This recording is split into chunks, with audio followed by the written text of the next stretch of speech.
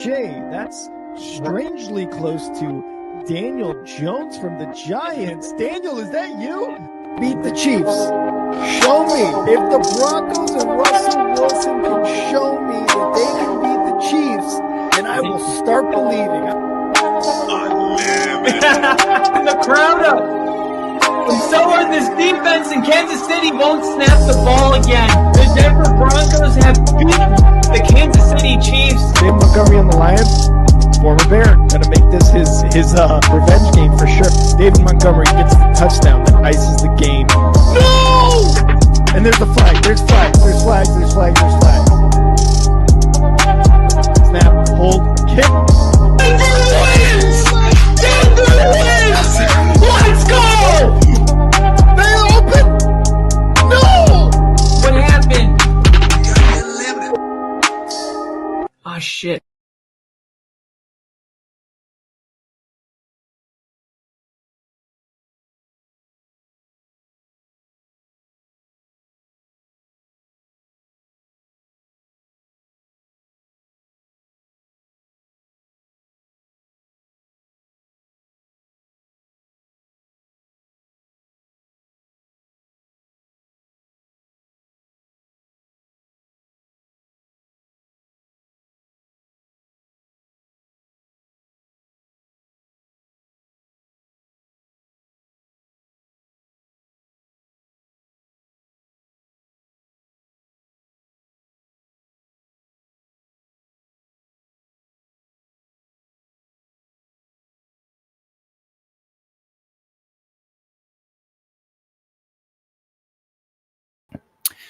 Ladies and gentlemen, welcome to the only football podcast. I am so stoked to be here after a leave of absence. I had a baby. Well, I didn't have a baby. Mary had a baby. And it's been crazy. No sleep. Diapers, lots of diapers. But I'm super stoked. We're in a really good place. We've never been happier. And I'm stoked to be back here with you guys with 6 minutes and 15 seconds left in the second quarter. And Jared Goff is going to hand this one off to Gibbs, who's going to try to get the corner, and he's going to get 3 to 4. But there is a holding penalty.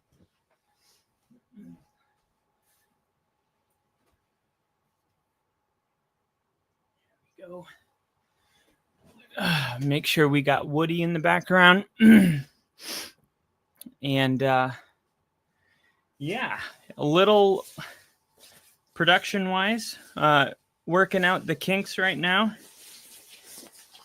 This is only the second time I've streamed.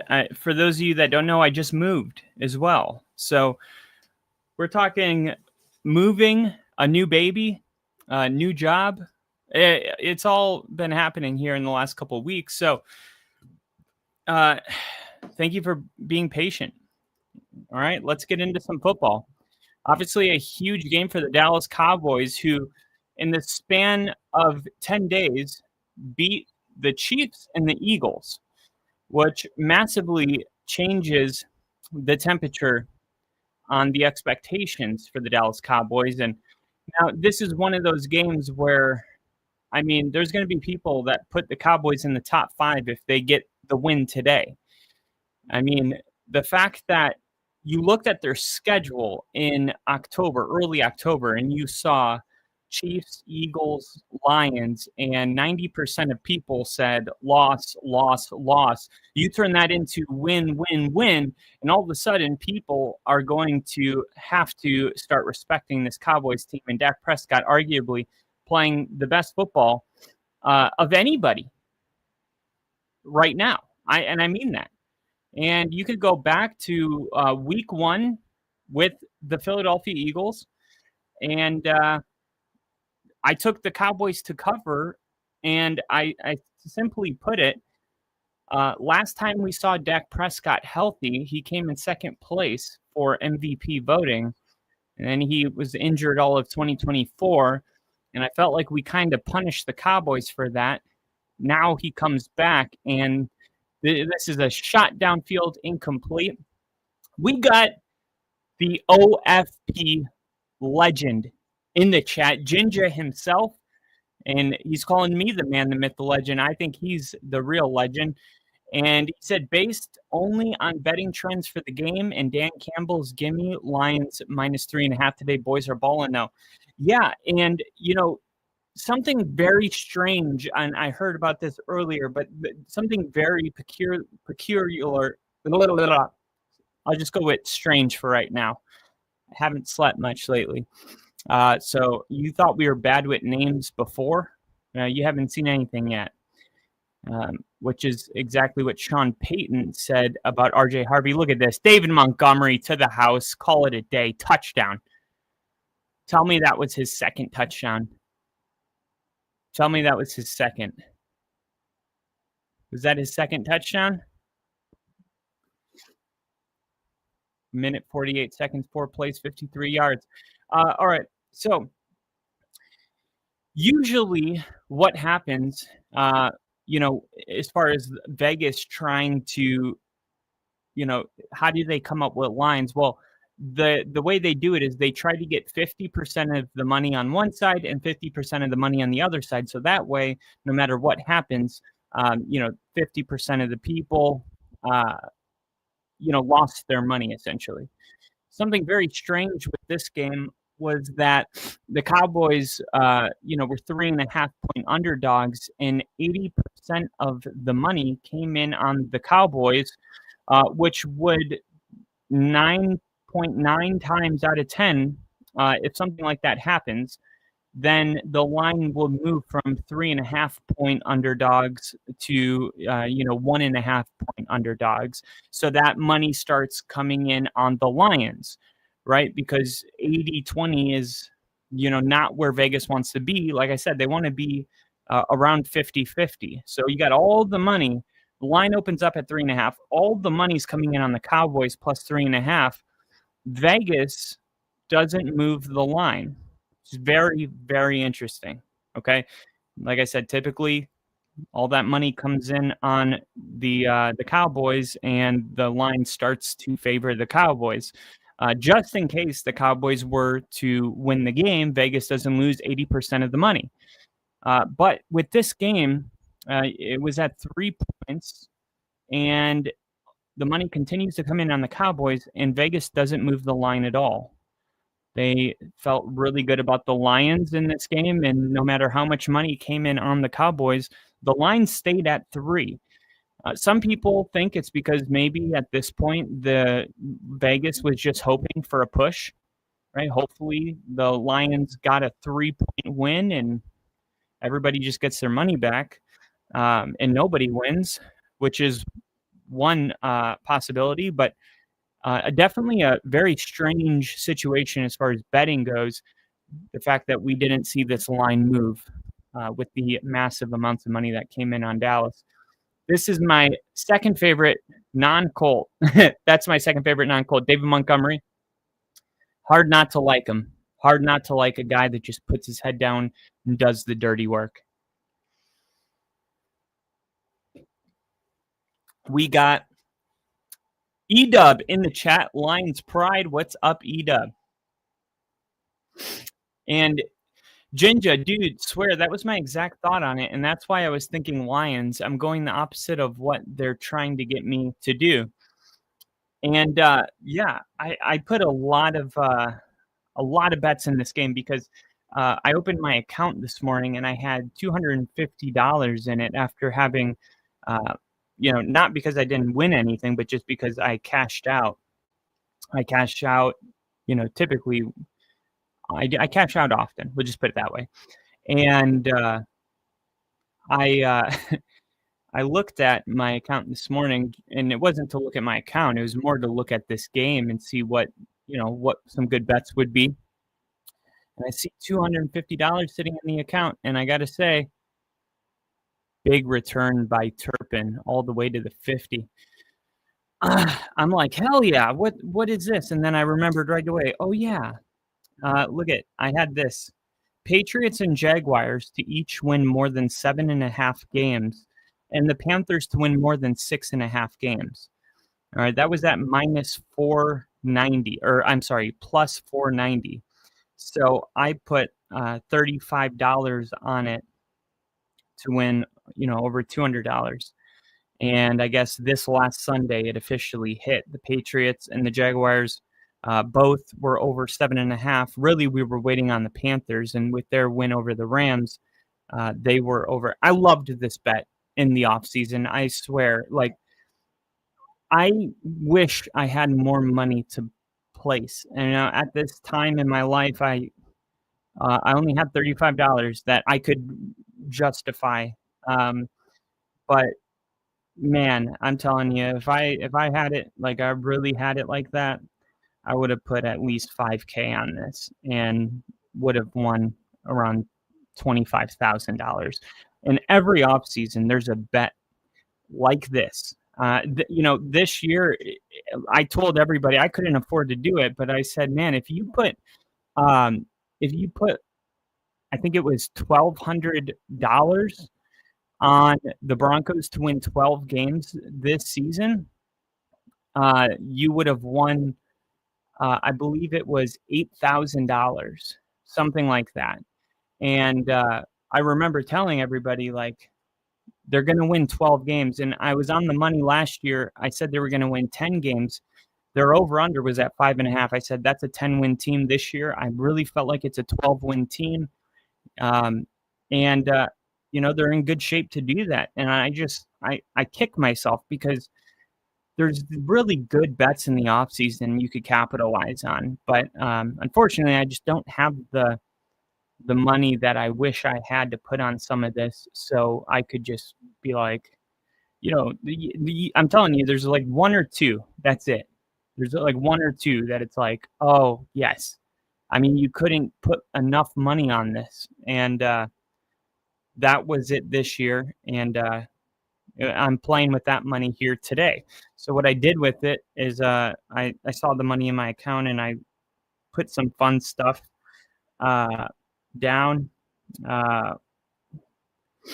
Open bets, CD Lamb to record 3 receptions in each quarter. Was that plus 10,000? We're in the second quarter. Let me pull up the stat line here. Cowboys, Lions. And Edub saying hi to Jinja. Hope y'all had a great Thanksgiving. Thanks, Edub. I did, dude. Have not even loved my account either. Good thinking. Have not even looked at my account either. Good thinking. And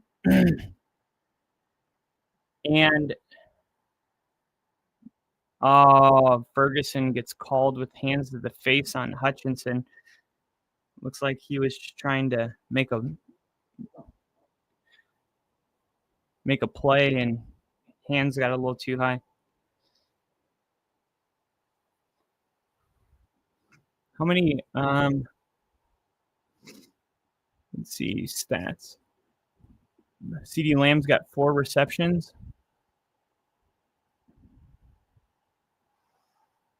How many receptions did he have in the first quarter? First quarter, Brandon Army, 57-yard field goals. Good. Gibbs had the first touchdown. Bates had a field goal.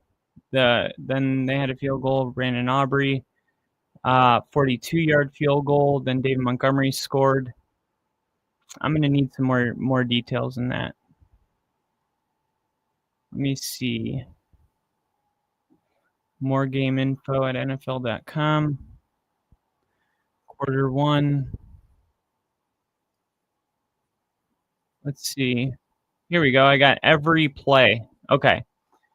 Did we get 2 catches by George? I just need 2 catches per quarter from CD Lamb to win $60. First quarter. All right, let's go to the first drive. 9 plays. That looks good for 2 catches. Javonte Williams. All right. George Pickens with 1 catch. Deep middle to Ferguson. Short right to George Pickens. I think I had one where George Pickens to have 3 catches in each quarter. Incomplete to George Pickens on that. Okay, so 2 completions to Pickens. Short. Okay, so we got George Pickens with 3 catches in the first quarter. Let me double check. Short right to George Pickens for 11 yards. Then we got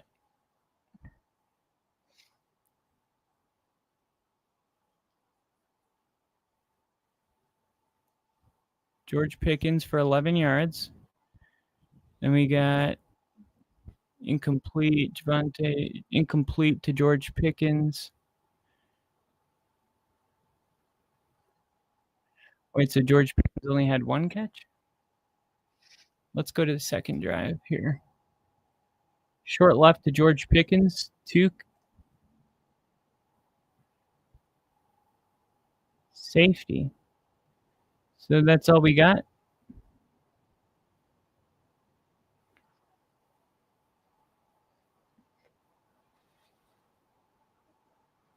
Incomplete. Yeah, so we only got 2 catches from George Pickens in the first quarter.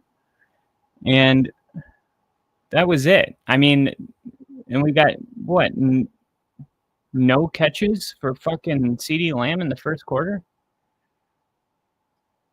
Garbage.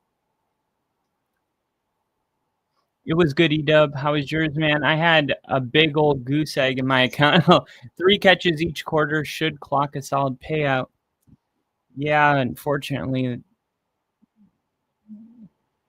See? Looks like we're going to get those 3 catches from now on. It's always the first quarter that screws me. Now, let's see. So CeeDee Lamb didn't have a single catch in the first quarter. How does that happen? One of the bets that I really liked in this game was I went back and I watched the Chiefs Cowboys game, and one thing I noticed was that the Cowboys really enjoy setting up kind of these screens for Javonte Williams. And I noticed Javonte Williams to have 30 receiving yards was like plus 700. So I did did a little digging, and I was like, all right, I already like this bet. Now, the only thing it was hinging on was how do the Lions play against the running backs? And there was an entire article written at the end of November about how the Lions could get better at getting exposed by opponent running backs in the screen game. So it favors well because the Lions play a lot of man. Usually, Javonte Williams or the opposing running back stays back as a blocker. But once he realizes, hey, there's nobody on me, he will slide out to the left and become a target. So I'm hoping Javonte Williams will he's got 0 yards right now, but that could change here. I got I have a feeling there's going to be a lot of scoring in the second half of this game. How much time of possession did Dallas have in the first? Honestly, I'll pull it up here, but not much because they only had 2 drives, and one of them was, I think, a 3-and-out. Yeah, 4 plays, including the punt, so a 3-and-out, and then they had one other drive that only took 2 minutes. So you had Dallas with 2 minutes and 39 seconds, and that ended in a field goal, and then 1 minute 43 seconds. So just under 4 minutes. So Yeah, just under like 4 minutes, and then you had the Lions for like 11 minutes.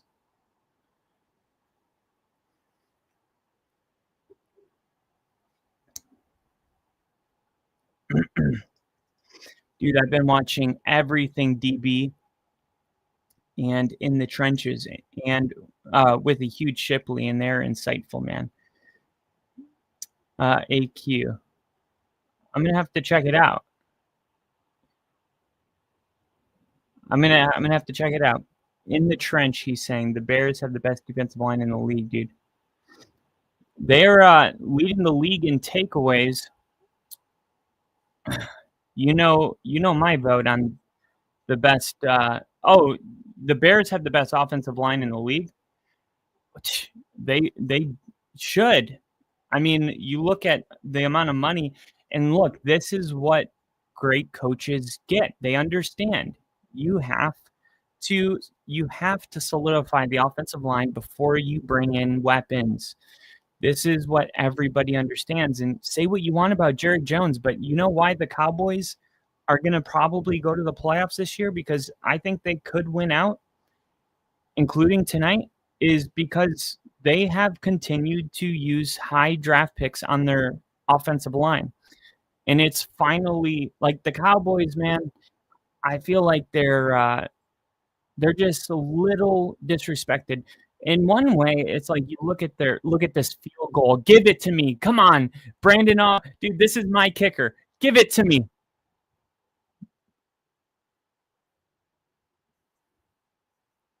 Dude, I love it. This is great for my fantasy. Let me see. I got 14 points from Brandon Aubrey already.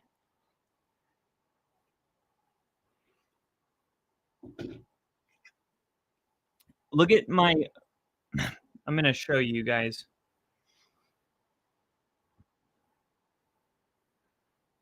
I'm going to show you this. Let me see. Matchup.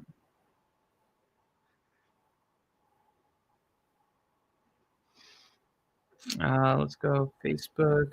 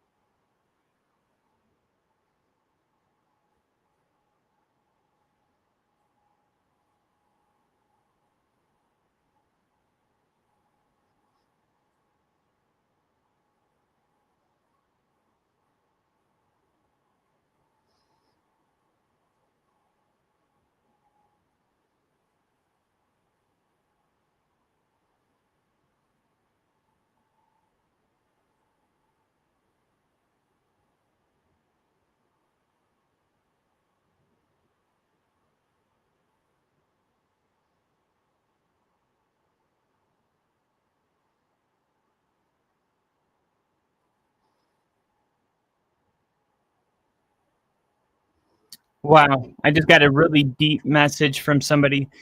The guy that saved my life when the buoy exploded just sent me a Facebook message just saying, dude, I'm so happy for you. Congrats. The little man looks a lot like you. And I was thinking, I just told him, I was like, dude, when he was born, I was just crying because it's like, not only do I feel in a way like, man, I'm just so grateful to still be here, on Earth, but now it's like, not only did it not take me out, but now there's another human being that exists because of the fact that I survived. And I guess it's kind of weird to put into words, but I just sent him a message back saying, you know,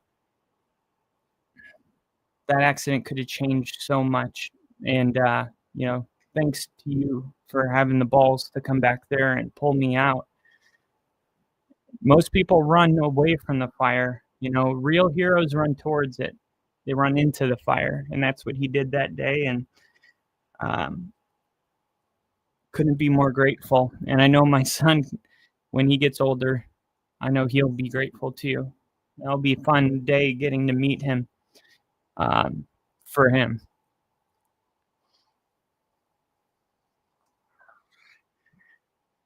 All right, now let me see something really quick.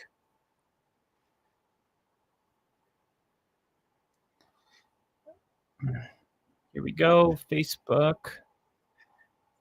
I went on Facebook to send myself a picture and got sidetracked into a life moment. I'm like, no, now is not the time for this.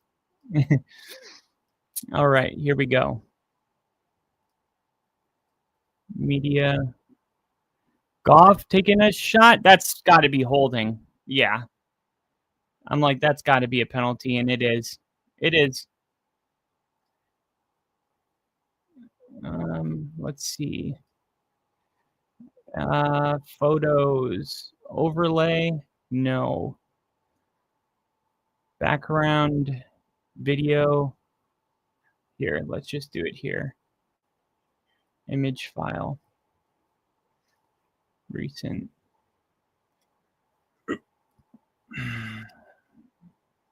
Here we go. Okay, so this is my starting lineup. This is my starting lineup this week. Right now I got Williams. Here's the deep shot. Oh my God, Goff, you freaking dumbass. What are you doing? Wide open in the end zone, and he just sails it. Look at this. Look, we do not hold our young quarterbacks to the same standard. Look at this. Look at that. If he just throws just a semi-easy, I don't even know what to say about that. That should have been a touchdown. And I know that there's a ton of people that picked up Tesla from waivers. And, because going into this game, it wasn't a sure thing that Amon-Ra St. Brown was going to play in this game. So people were looking at Tesla. They're like, dude, I just want to pick this guy up. A lot of people were doing it because, they're like, I'm already eliminated from the playoffs, and I think it would just be funny if this guy goes off. And then there's people that really were like, hey, I think this guy could do something. That was the play right there. And unfortunately, it didn't go through.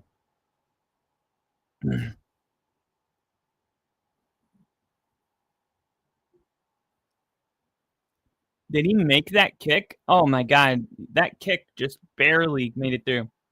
Dude, my dad said he looks just like you first thing. That is a moment for sure. It was, yeah, man, it was just so powerful. Damn, man, that couldn't have been said better. At work, our truck was on fire, and I went running down the hill. My uncle went running toward it. I had to check myself really quick. I had that thought exactly as he looked at me, weirdly running past him. I went back, though, nothing like your situation, just saying I understand what you're getting at. Yeah, and there's no shame in that. It's like, I think a lot of times it's like our first instinct is always going to be survival because that's what's embedded in our code, our genetic code. Like that's how we've made it this far as a species, is because we have that survival mechanism. I mean, that's why people struggle so hard to work out and get fit, is because your body associates pain with dying, right? So when you're doing something that feels like pain, there's something in your mind that's like telling your body to stop. Don't do it, because our brains associate pain with death. Um, Even though it's, irrational, it's just the way we're wired. So I think there's always going to be a part of us when, you know, 9/11's on fire and, you're like, man, I really like initial instinct is to run away from the fire, but then it's like comes in these moral obligations and these ethics and these, way that you're raised and all these other things that kind of you can manipulate yourself into doing an unnatural thing, um, which is what we call heroic behavior, is doing something that is obviously not in your best interest for someone else.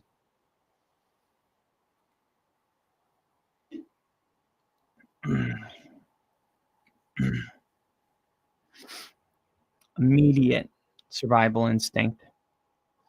Dude, and what's crazy is, like, the other night, we were laying down with Bo, and, Mary's breastfeeding, and I'm sleeping. I'm in a dead slumber, and the bassinet's right next to our bed, and I didn't know, but she finished feeding and put him onto the bed, and then she was, like, sitting up, sleeping, kinda, and then she just kinda slid, and her, head kinda, like, slid, and, the baby's in the bassinet, but I, like, "Where's the baby?" I mean, I, like, jolted up, like, "Where's the baby?" Because I thought she had the baby in her hands, and I was in a dead sleep, and, like, that little movement of her just going and it's like, boom, like, this adrenaline rush, and I'm like, "How did I even know?" You know what I mean? Like, it's wild how having a child just, like, your awareness to things is supernatural. It is not of this world. It is really, supernatural. It's the only way I can put it. It's like you hear things, you feel things, um, you wake up moments before things. I the first night we were here, I woke up twice in the middle of the night, and he, like, spit up, but he's laying on his back, and I, like, woke up and went and grabbed him, turned him on his side, grabbed one of those suction things, sucked the, spit up out, and then picked him up, put him, started patting him, and he's breathing, and I'm like, it's like, geez, this is why parents don't sleep.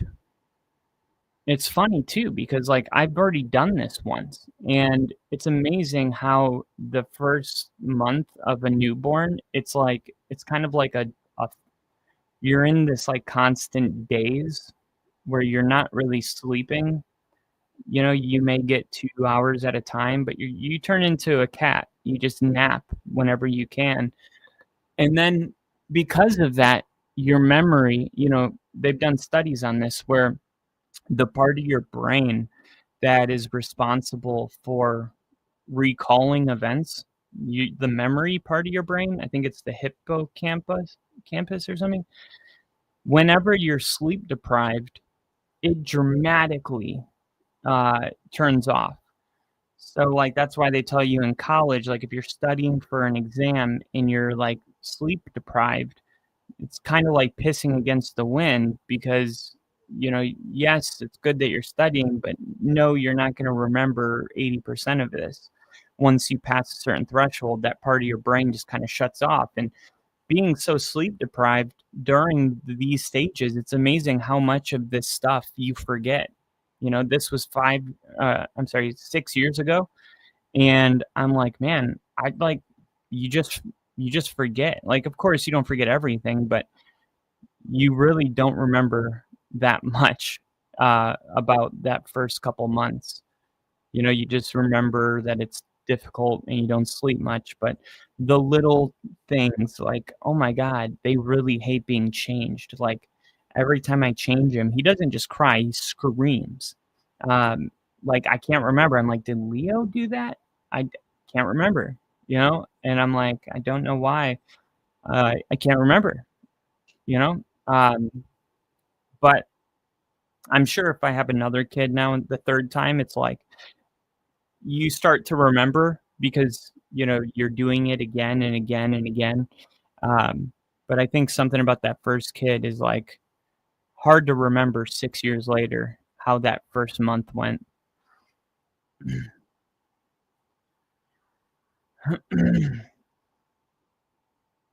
So my big question this year,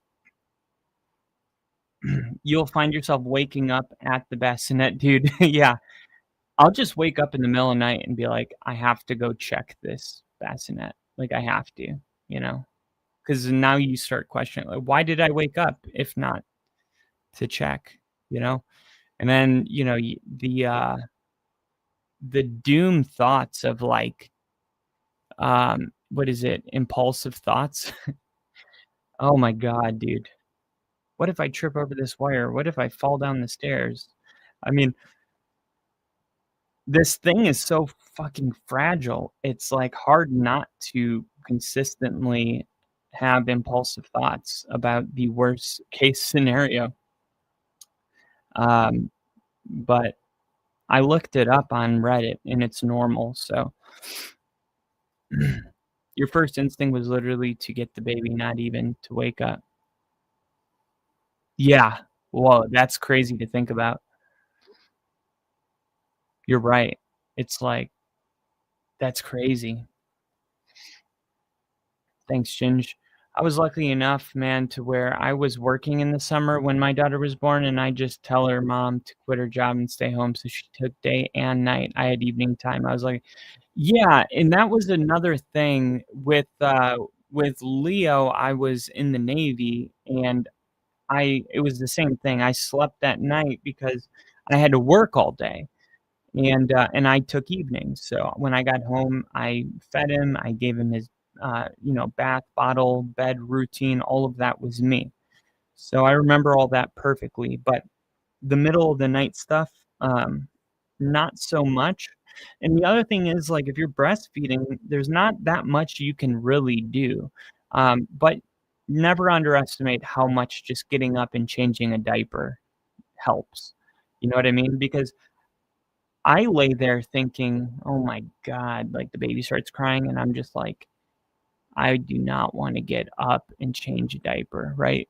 So imagine your your partner's feeling that same thing, so it's like, I'm like, "Yes, I can't breastfeed, but I'm not gonna use that as just like a, 'Well, I can't breastfeed, so I'm not gonna do anything,'" because I know that even if it's just, I changed 2 diapers from 11 PM to 7 AM, that goes a long way. Just hearing the baby cry and, hearing her, like, start to move and me just put her hand right there and be like, let me check.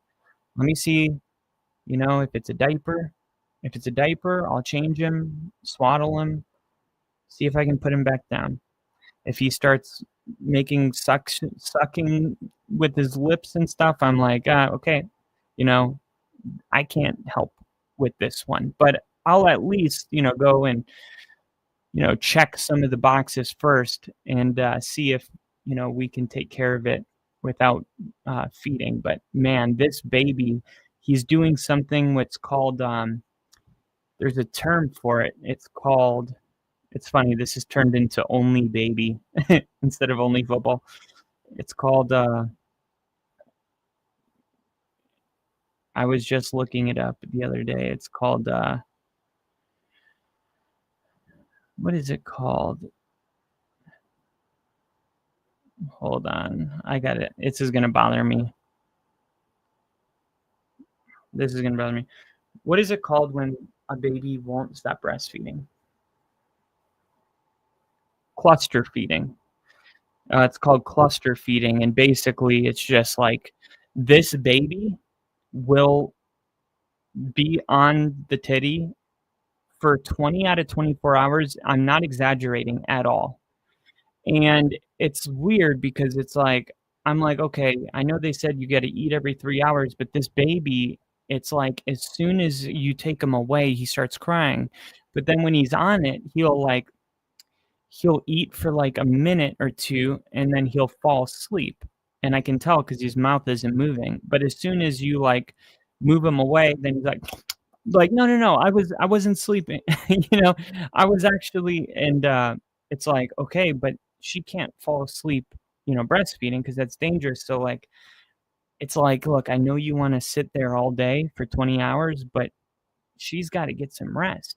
And so I'm looking it up, and it's like, I guess it's called cluster feeding. And normally they do it when they're going through like a growth spurt. And he's going through a growth spurt, I guess, right now because that's what he's doing. And as far as like newborns, man, they're pretty easy. Like if they're crying, they either need a diaper change, they have gas, they're tired, or they're hungry. That's it. You know what I mean? And you could just start with the diaper. And if they don't have a diaper, then you start patting their back. If that doesn't get rid of it, then you ask yourself, well, do they need a nap, or did they just wake up from a nap? If they just woke up from a nap, then they're hungry. It's very simple. But I added a fifth to the list last night when I looked this up because I thought, well, if they're cluster feeding because they're going through a growth spurt, maybe that's a reason for them to be crying, and maybe they're just nursing to kind of like self-soothe through the pain. Because when I was a teenager and I went through growing pains, I remember them being very painful.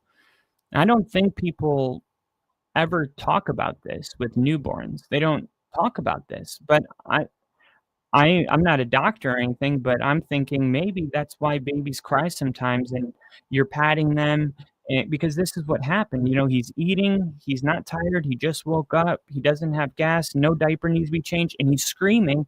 And I thought, holy crap, he's probably like, it seems like he's in pain. I'm like, he's probably having growing pains. And when you eat all day, I mean, of course, that probably produces some sort of gas pains. That little body can only handle so much. So, but yeah, I'm thinking, okay, well, if they cluster feed when they're going through a growth spurt, then wouldn't that hurt a newborn going through a growth spurt? Jin just said, that was cool, man. I did picture two random adult men in a Pitbull music video setting. Hold on. Wait. Dude, Leo's a badass name too. I love that. Don't let those intrusive thoughts in, man. Babies are resilient and tough. Thank you. I needed to hear that. I needed to hear that. I just had a weird future moment of Bo and Leo reuniting, dude. It's gonna happen. It's gonna happen. There was a plane or a jet there, and one of them had a suit on. And when I'm at sunglasses on, I think they were in Miami. They may be pimps. You know me. I'm gonna have them. I'm gonna have them right. Yeah, man. And once you get the milk accumulated, you'll be able to go heat it up, make a bottle with the breast milk, and feed them that way. Yeah, and that's the thing. The only thing is we're trying to hold off on that because once you give them the bottle, it's so much more efficient than the boob. It can be really hard to get them to go back to the boob, and then it's just hard for everybody. Mom starts crying because she's like, can't do this amazing thing that she was able to do. And then you start producing and you're on this pumping schedule. And then now you got to warm up these bottles instead of just, coming out room temp, body temp. So I guess there's pros and cons to both. But for us, we're trying to delay the bottle, as long as we can at least. Because with Leo, it was like as soon as we gave him a bottle, boob, over. There's no more boob after bottle. He was like, "What is this?" I mean, imagine drinking through like a tiny straw, and then all of a sudden somebody hands you something like this, and you're just like, "Whoa!" It was awesome when I was able to start doing that with my daughter, dude. Like, I really didn't feed her for a while because she was on her mom's boob. Dude, this brings back memories. And once he starts teething, man, he will subconsciously start soothing his teeth on her nipples. Oh my God, that's gonna suck for her. I had this good slaughter growing up. My shins grew fast. Oh, growing pains. Shins. Oh, interception. Dak Prescott, 30, 20, all the way down to the goal line. My shins grew faster than my femur, so my bones just jammed at the knees. Oh, 12 to 13 was rough. Dude, my daughter preferred the boob over the bottle. Hell yeah. I can't believe that. And that's so funny too, because like you have your experience and then you just assume like that's the way things are, right? And then, somebody else has a different experience and it's a reminder, like not necessarily, it's not always, but it's hard when it's all it's like, well, I want to be careful about doing this because last time I did this, this is what happened. But that doesn't necessarily mean it's going to happen that way again. And, it's like babies are so different, they really are. They're the same in a lot of ways, but they're all unique and different.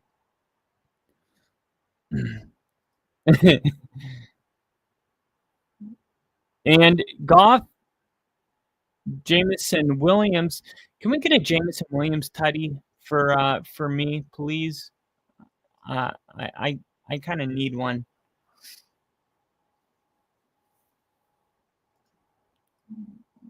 What happened to my where is my backdrop?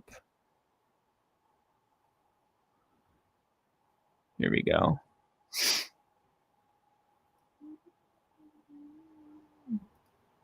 There we go.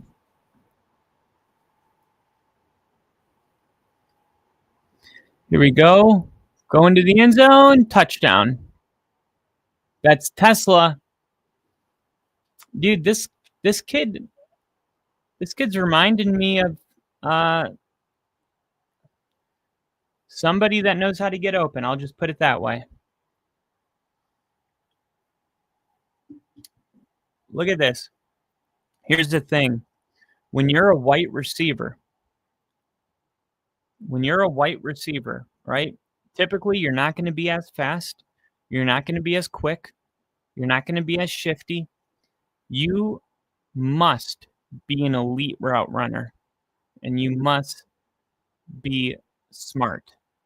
You must be able to see defenses, know how to get open. And yes, you still need to be fast and shifty.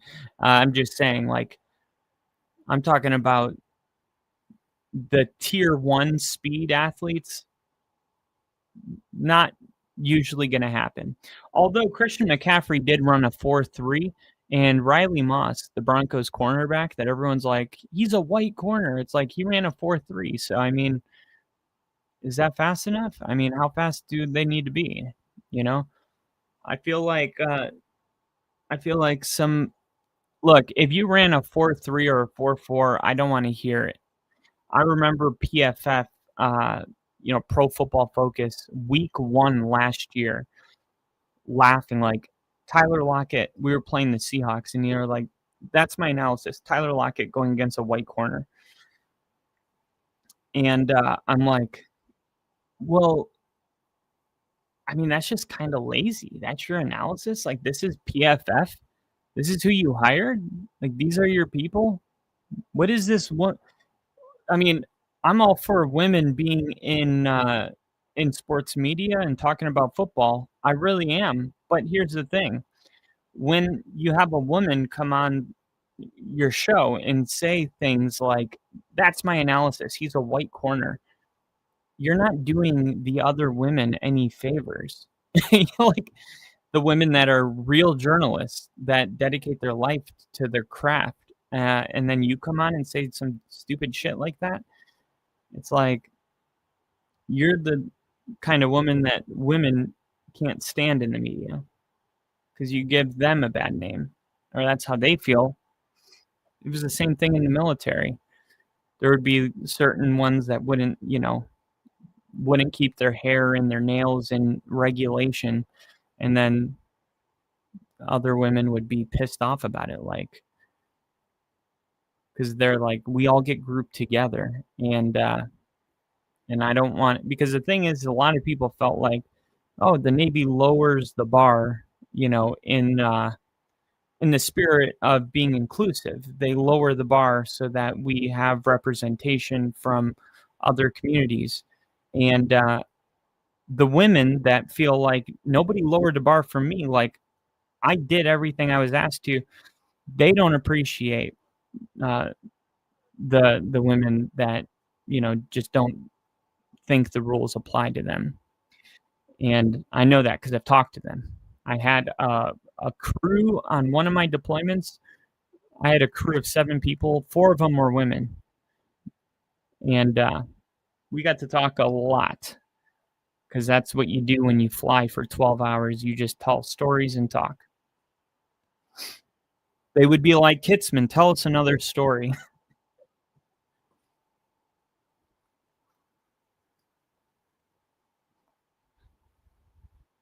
Ladies and gentlemen, coming into the chat right now. And real quick, Ginger said our best receiver in school was 5'10", mediocre speed. He was well-versed and disgusting in his routes. I had his fucking number, though. Our jog next to him and try to get him in the sprint. We've got Nick in the chat. What's up, Nick? How are you doing? PFF, to even say that, man, has racial undertones. I know. And that's what pisses me off, too, because imagine if I ever came on and I was evaluating a quarterback, and I was like, let's say it was the Eagles playing the Rams in the NFC Championship, and I'm like, it's going to be Matthew Stafford going against a black quarterback. That's my analysis. It's a black quarterback. Could you imagine? Like, I don't even know like what would happen to me if I said that. I mean, I wouldn't say that because I've always felt the same way. Like, I didn't grow up in a generation like that, other people grew up in. I grew up idolizing black people. I so much so that I tried to shave my widow's peak so that I had the straight hairline because I wanted a straight hairline. No, I liked rap music. I like all my I mean, think about it. All the music I listened to were black. All my favorite athletes, Allen Iverson, is like super black. Allen Iverson is like he's black. You know what I mean? And that was my favorite athlete. Like growing up, I had everything. I had the shoes, I had the shorts, I had the headband. So like, my generation never struggled that there was a black quarterback. Like that might be your grandparents' generation, but not mine. And I remember when Mahomes and Jalen Hurts went against each other, they're like, this is the first Super Bowl where it's 2 black quarterbacks. And I'm thinking to myself, well, it's only a matter of time. You know what I mean? It's like 50-50. It's not like a unique thing anymore. I just thought it was interesting that we were like, I mean, I could understand if it was like, 2003 and it was like McNabb and Michael Vick and Dante Culpepper and that's it or something like that. It's like, oh yeah, that is kind of unique that, there's only 3 black quarterbacks in 32 teams and the Super Bowl is 2 of them. But in today's NFL, it's like, is there even more white quarterbacks in 2025? I don't believe so. I don't know off the top of my head because I don't care that much to count, but it's not a unique thing. Like I would expect that to be the case, moving forward, that there would be multiple Super Bowls with black versus black. It's just like, who cares? You know what I mean? That's how I think about it. It's like, I'm happy that we've gotten to this point in society where like, any color can play any position. I think that's awesome. But at the same time, it's like, I'm so disconnected from like a time where that wasn't the case. And the people that are playing quarterback are younger than me. So it almost feels like we're bringing this stuff up on behalf of, a generation that doesn't really, that we don't really connect to. And it's like, hopefully we can get to a point where we don't even have to talk about color. It's like Morgan Freeman said, he's like, stop talking about it. I'll stop calling you a white man. You stop calling me a black man. Now, I think there's definitely a time to bring it up. But I think when it comes to sports, I think we can stop talking about it.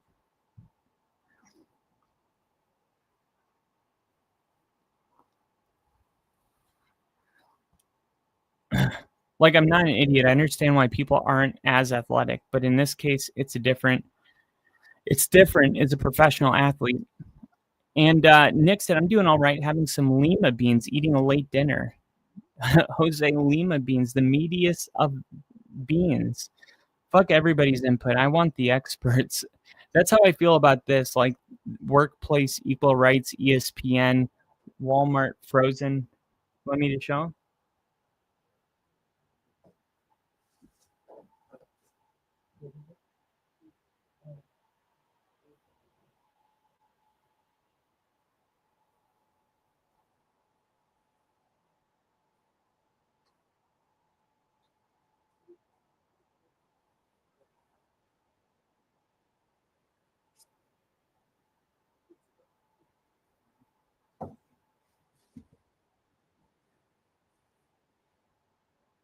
Ladies and gentlemen.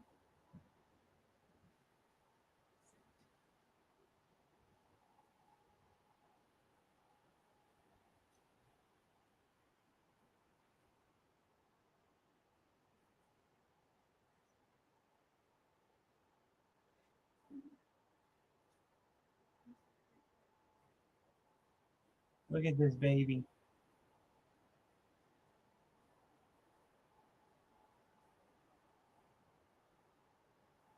Look at this baby.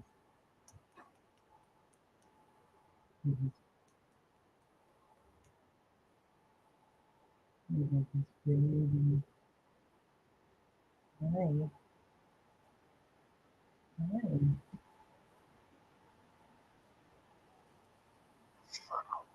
Hi. Hey. What do you think? What do you think about all this? And ladies and gentlemen, we got Bo's first stream. And go look at how many women have ever passed the Army Ranger exam. Not being sexist, but the number is 0. I'm pretty sure it's Ranger boot camp, and I know it was 0 women are in there. No, I think it's the same thing with SEAL. We do, our bodies are different. That is a fact. Does Patrick Mahomes really count though? Does he? I don't know. We got to ask him. I'm sure he does. His dad's black. I mean, I would be pissed if. No, I wouldn't, because I don't care about race that much. I was going to say, if I had, if my wife was black and my son was half white and he was like, no, I think I would be upset. I'd be like, if he was like, I don't acknowledge, that I'm half white. I think that would be like, okay, is there a reason like you don't want to acknowledge that? Because that's your dad, that's me. So I bet Mahomes' dad being black, I bet is his mom white? Is that what happened? Or is his mom black as well, just light skin? Has anybody seen Mahomes' mom before? I feel like I've only seen his dad. I am very into black culture as well, so I understand exactly what you're saying with the "we can't say it, they can. What if I did? Or if they do, but that's neither here or there." Left Eye was my first crush. Now Asian QB would be groundbreaking. Kyler Murray is Asian. Didn't you know? Kyler Murray is Asian. I know I'm breaking news right now, but I'm telling you the truth. Lamar with a brain would be the best quarterback ever. Kyle is gone. Congratulations. Go. That baby is confused by the lights. Goo goo gaga. Tell him what I said word for word. He'll get it. Oh, my mouse just died. My mouse just died. Montgomery. Did Montgomery? Wait, what happened on that last drive? Did someone score?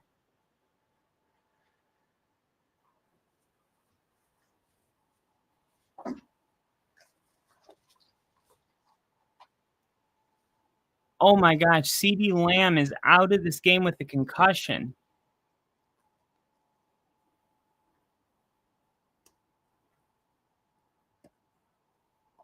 That's crazy.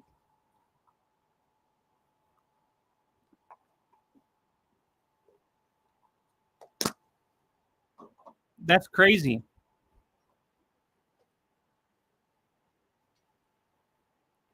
Gibbs, man, I got to give it to Dallas's defense. They are just not the same. They're better.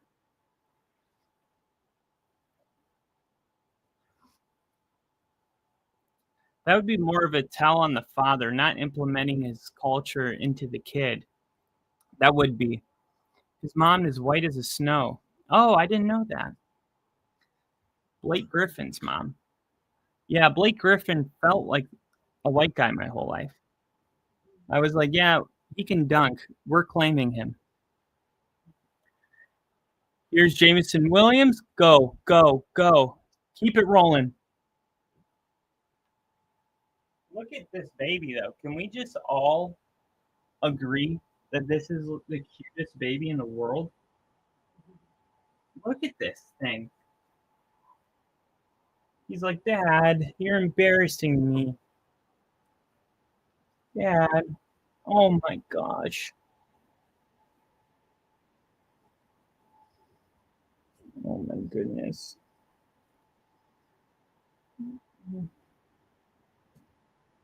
He was born for the camera.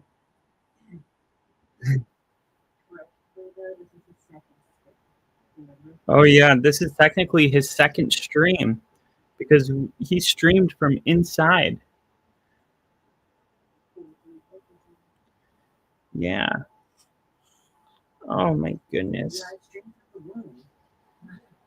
Mm. Oh my goodness. Do you have anything you want to say to the people? You got anything?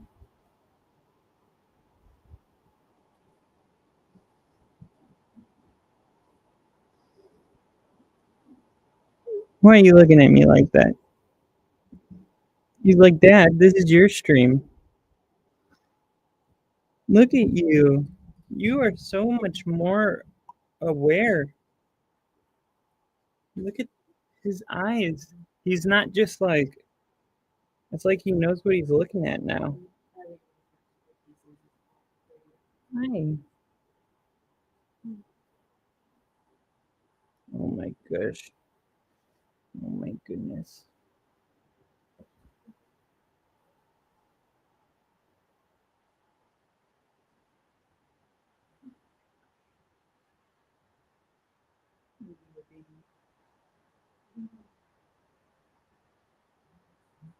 A little bit.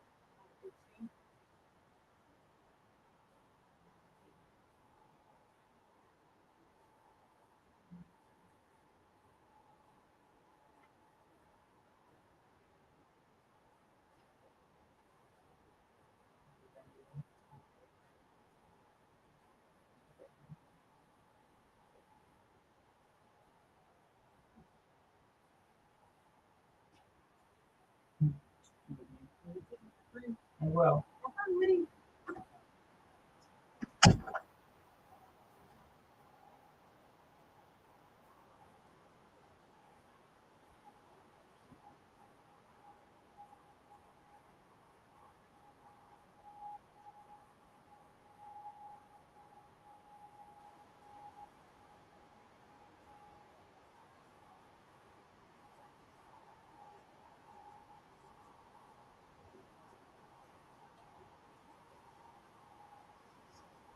You're still my baby.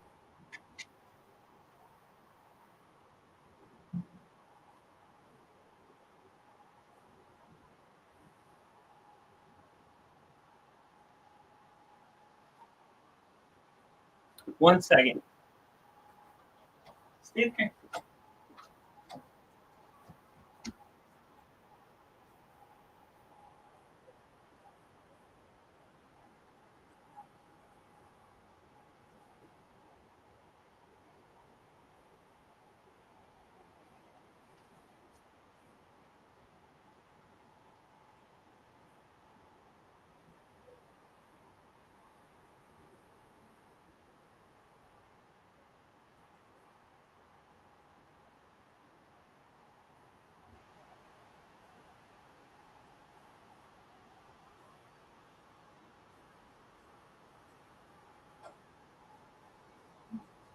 Shirtless Kyle on stream. Take a picture.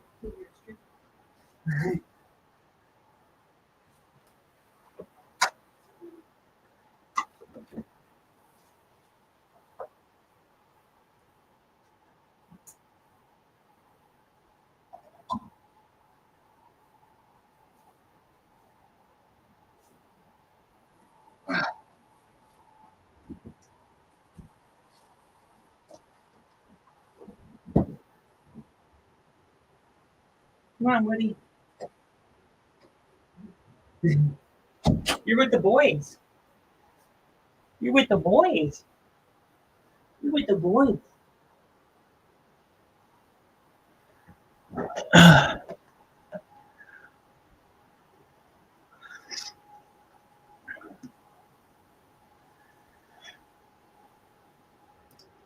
I will never forget the first time I took my daughter into Walmart and the way that the lights are on the floor. She was running around and looked and just stopped and freaked out and started crying.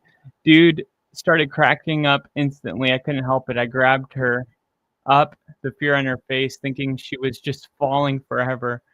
I'm bricked up now. Who was it that kept telling you to take your shirt off?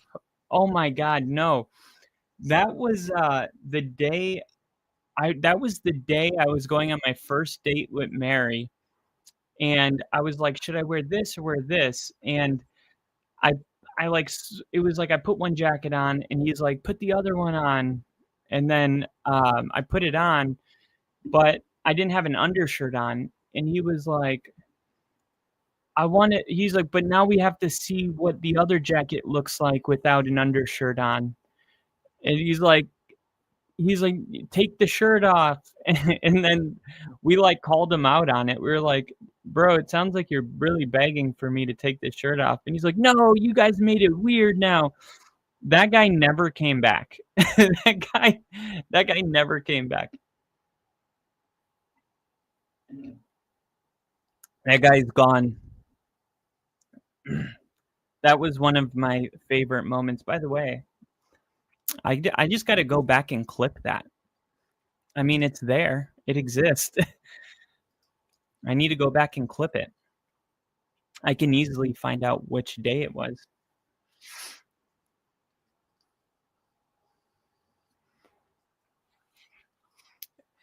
If the Bears head coach can be shirtless, why can't?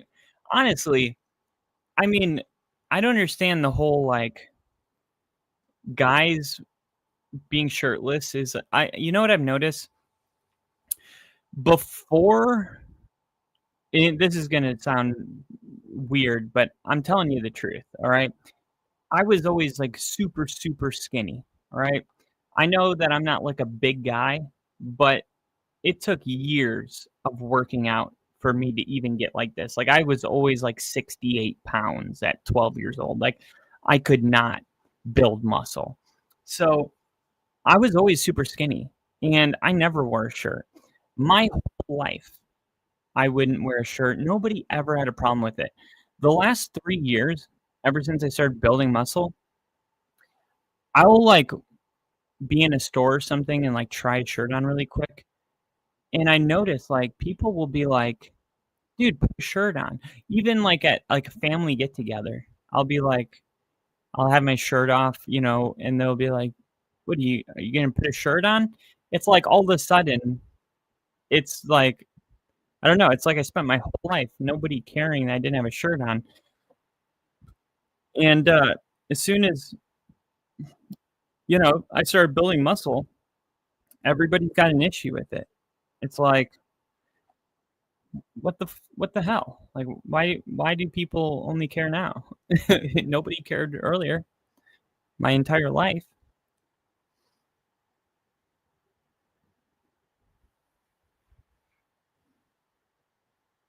Which is a bummer for me because, like, I'm typically shirtless by choice. Like, I don't really see why I should wear a shirt most days. And I've lost that because now the way people look at me, it's like not even worth it. It's like I could, but I just don't want to deal with the judgment. That makes it even better. Ben Johnson is Gruden on an 8-ball, a whole 8-ball. Dude, that would be terrifying. Gruden on an 8-ball would literally kill demons with a simple, nicey segment. He's like, how about Jared Goff going 27 for 30, 255 yards, 1 incompletion, and 4 touchdowns? Got me feeling nicey. Nothing makes me happier than seeing a running back take the load for his team. Like David Montgomery going 175 yards, 3 touchdowns, 45 receiving yards, and the game-winning touchdown. Got me feeling nicey.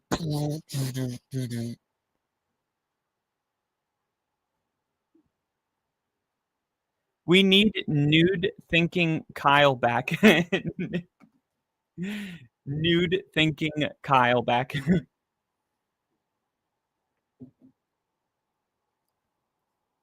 Rips his own heart out of his chest.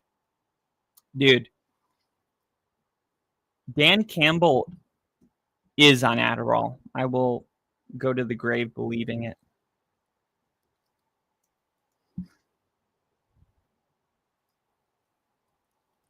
Come on. Let's go. Make it a game. Let's go, Dak. There we go. There we go.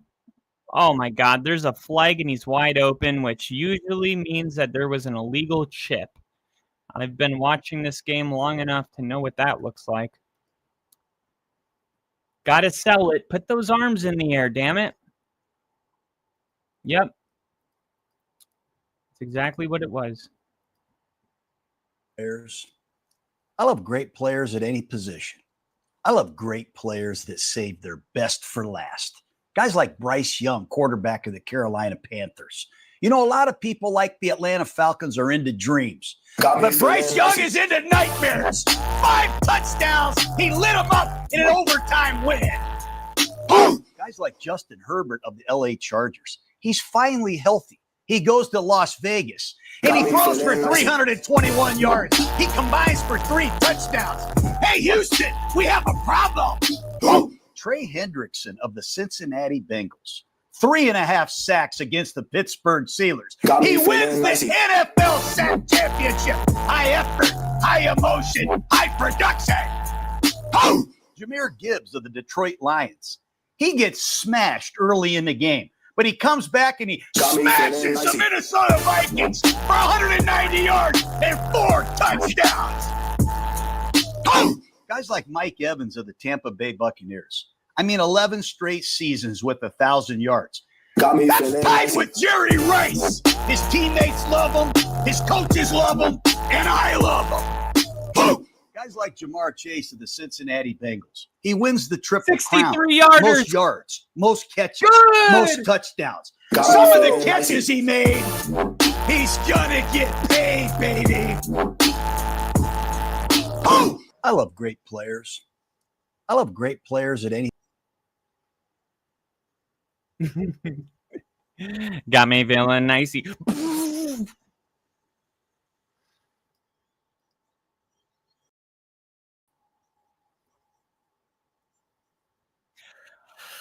Got my feeling. I see 450 yards. Oh shit, Nick, give me 15 and I'm taking over the Eastern Seaboard. And Campbell is high on manliness. Dude, he's got so much caffeine in his system. I'm truly worried about him. And Sean Payton made a comment yesterday in his press conference where I was just like, people really don't understand how much time coaches spend on prepping for one game. Because he made a comment, he's like, yeah, it's like, you're watching film and it's like you're not really seeing the film well, but it's 3 a.m, so you start to get tired. So you go, he's like, that's why I got a cold shower in my office. I go take a cold shower, go outside, go for a quick walk, drink a Mountain Dew, a coffee, and come back to it. And I'm just like, or you go to bed. You know what I mean? Like, that's the other option. You go to sleep because it's 3 a.m. And he's like, there's a lot of people that they want to be a head coach, but they until they see the hours. And I'm like, dude, if I were the head coach for the Denver Broncos, I would have no problem with the hours, because it would be so natural for me, because it would be all I would think about. It's because it's already like, as soon as one game's over, it's like, okay, it's on to the Raiders. We need to get the film in. Let's start with the weather, the wind, injury report. Let's look at their film from the last 3 weeks. Let's see season-long trends. Let's see 3-game trends.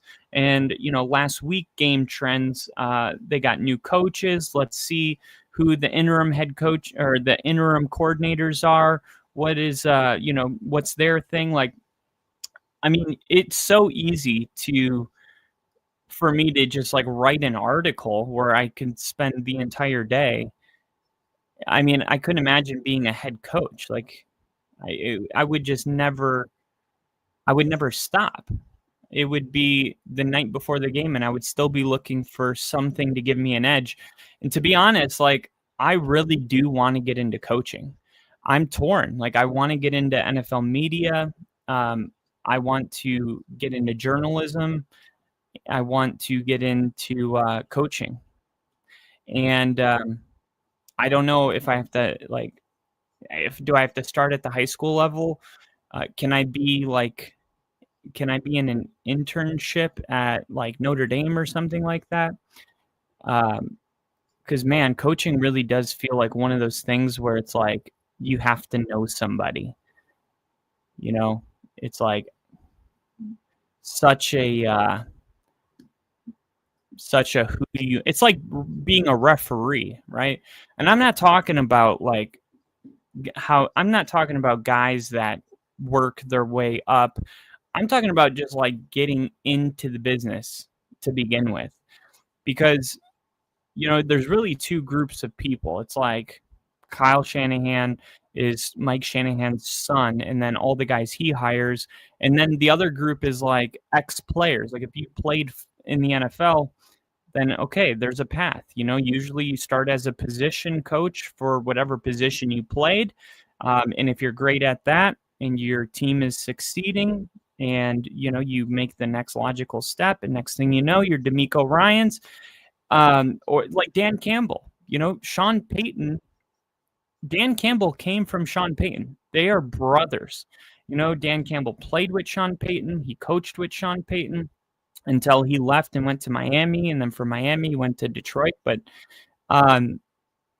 yeah, I mean, that's pretty much like the 2 basic groups, is like players that played with coaches and established a relationship, and then family members of coaches.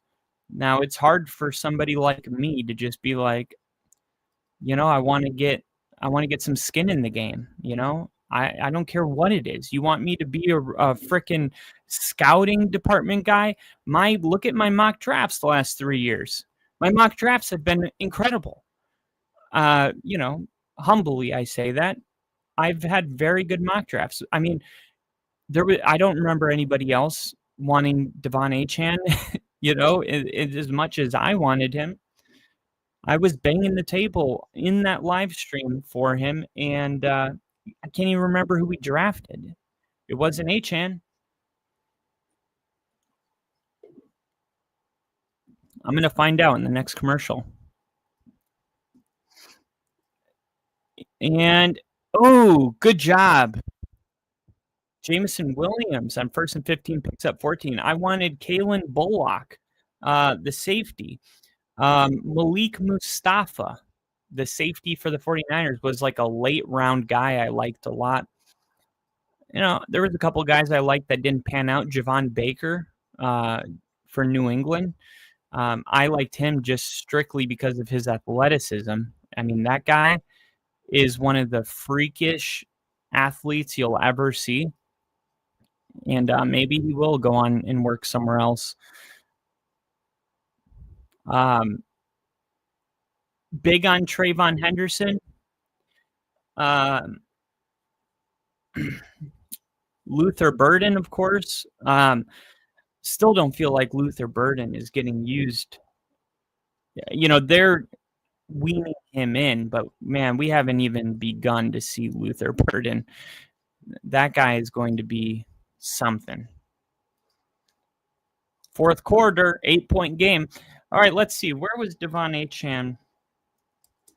I believe he was drafted in the 3rd round. I'm just curious who we drafted before. Yeah, 84th overall in 2023. So let me look up 2023 3rd round NFL draft. And it's funny because I live streamed this, and the whole time I was like, Achane. So here we are. They drafted Riley Moss, our number 2 cornerback, the white corner that I've been talking about all day today. All right, so I guess it worked out, right? No, we would have been way better off with Devon Achane. Imagine this. Denver's so deep at corner that Patrick Surtain just missed 4 games and nobody noticed because we had Jaquan McMillan, come up and fill that role, and he is amazing, and we didn't skip a beat. So, yes, do I like Riley Moss? Absolutely. But, we just drafted Jahade Barron, who's responsible for covering tight ends. Not really a great game against Zach Ertz last week. But imagine Devon Achane being on this Broncos offense right now. Seriously. And it's kind of cheating because, okay, well, if you were in charge of drafting, would you have Nick Bonito and Jonathan Cooper and Zach Allen? And so it's like you can't just add one piece and ignore all the other pieces that they've had. Some guys are going to flop. It is what it is. But I'm just saying, right? Side note, imagine Denver would have drafted Achane instead of Riley Moss with the 83rd pick, with Achane coming off the board at number 84. And here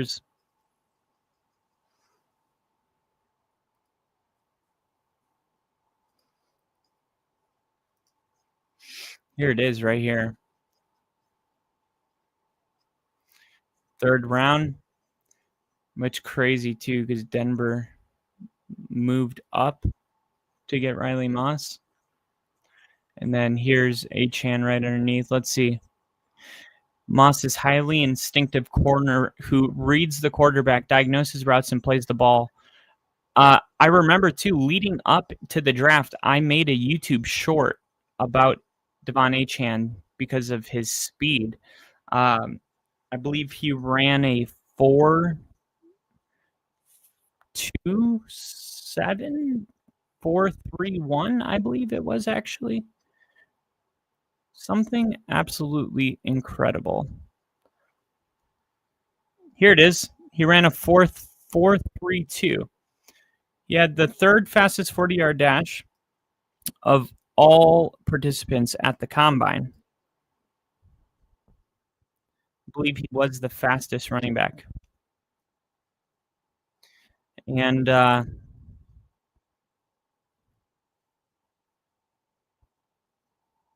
look at this. He has the youth and field vision to push his way into the RB2 role as a rookie. Even has starter potential. Tell me about it. Let's see what happened in 2022. Second round. Denver had one pick in the second round. And Nick Benito, which was crazy because if you ever look at the video of Denver drafting Nick Benito, Sean Payton wasn't there. It was George Payton, and George Payton traded up to get to this pick, the last pick in the second round, traded into the draft. And on the phone, you hear George Payton go, Nick Benito at 64. Holy shit.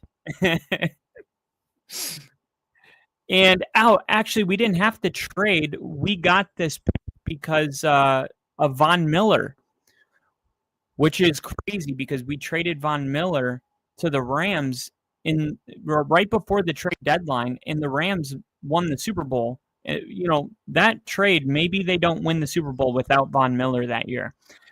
And what's crazy about that is what we got back was the Rams' second round pick.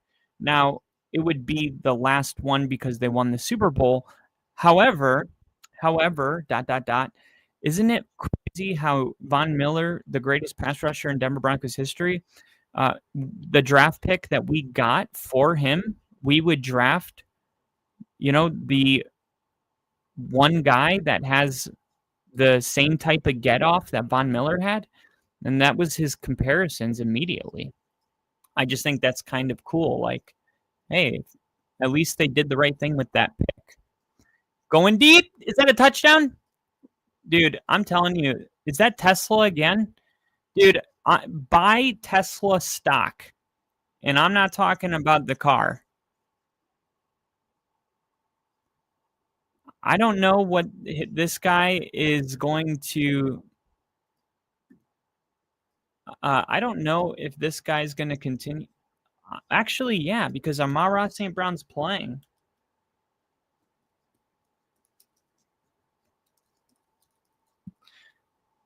Where did this guy come from? 70th overall, third round in the 2025 NFL draft. Dude, this guy's just getting started. Holy crap. I'm getting this guy right now.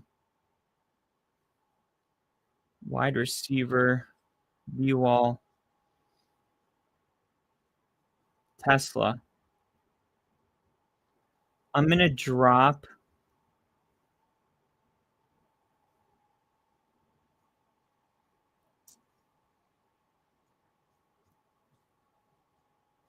I'm gonna drop Loveland right now. Let me see. Tesla game log right now. He's only got 2 catches for 20 yards, but I'm seeing something. I'm seeing it's not about what he's done numbers wise. It's very obvious that this guy is having one of those games. He's going to earn more opportunities. And, with Sam Laporta being gone and, Brock Wright, I believe his name is Brock Wright, not really taking on the same amount of targets that we're, seeing from Laporta. Lions, been struggling the last couple weeks. This might just be kind of like a guy that breaks out in the final 3-4 weeks and ends up playing a significant role. And then next year, he's somebody that people are looking at in a big way. We'll see. maybe a Cooper Kupp type guy. All right, well, let's take a look at my. All right, I got 13.4 points, 7 receptions. No. 6 receptions, 67 yards on 8 targets. Brandon Aubrey's got 20 points for me. This is a 46-yard attempt to make it. Kick's going to be good, but that's great for me because that means if Dallas is driving and they get stopped, they need the field goal anyway, and I could potentially get another field goal out of Brandon Aubrey, who's already got me now 20 points. 20 points as a kicker. And I am now projected 150 points. Would you guys... Oh my gosh, I didn't see these comments. What the hell? My comments, usually I get a notification. None of them notified. He was... Hold on. What the heck? Why is it doing that? Why didn't it get... Sorry, guys. It normally notifies me. That's weird. All right, well, let's crush these. Let's crush these comments. I don't even really like Pan Campbell. Imagine Cam Little's Jags kicker's leg if we just started giving him performance-enhancing drugs. We're so back. We got Brother T in the chat. By the way, Brother T is in Puerto Rico. He's in the PR. He's in the Puerto Rico. It's not Puerto Rico. It's Puerto Rico. I worked on it for a while. I still can't do it, but it's not Puerto Rico.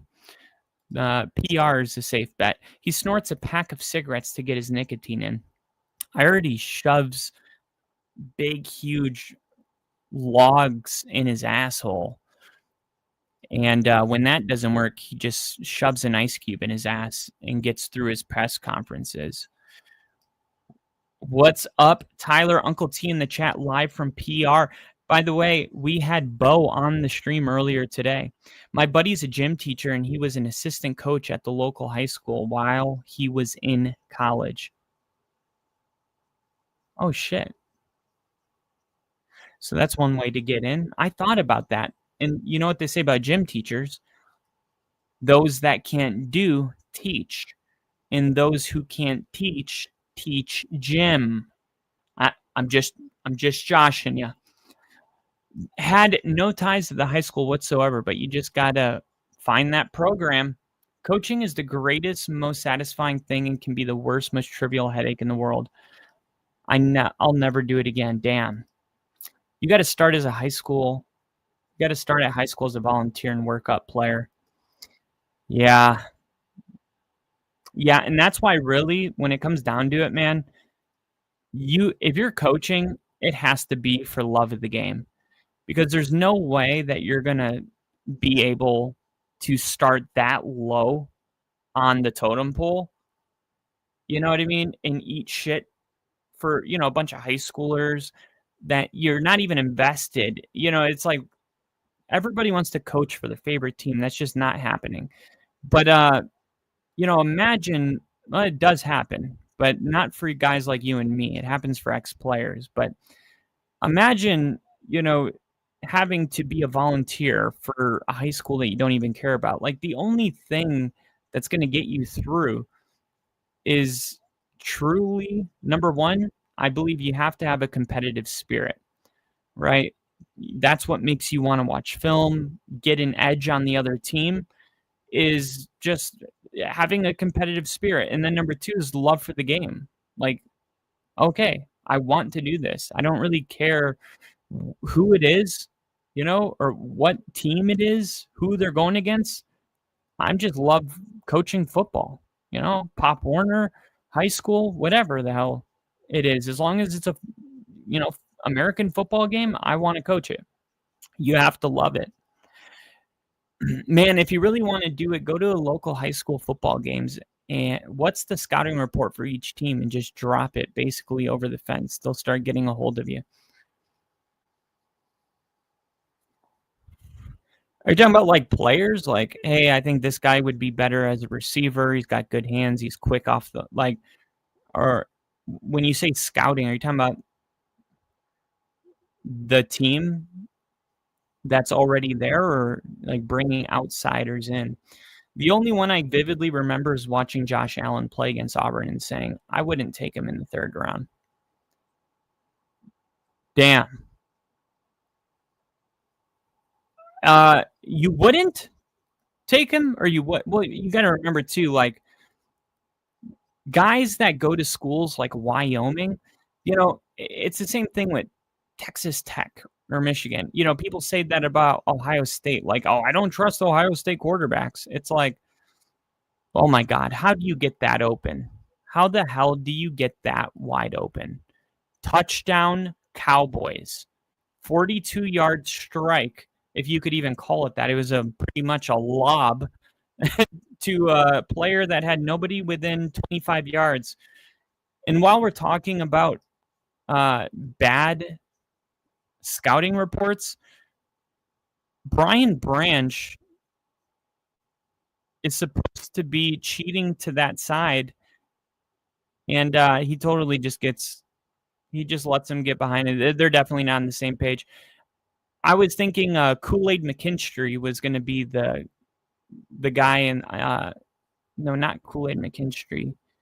Who is it that the Lions drafted at corner? Terrion Arnold out of Alabama.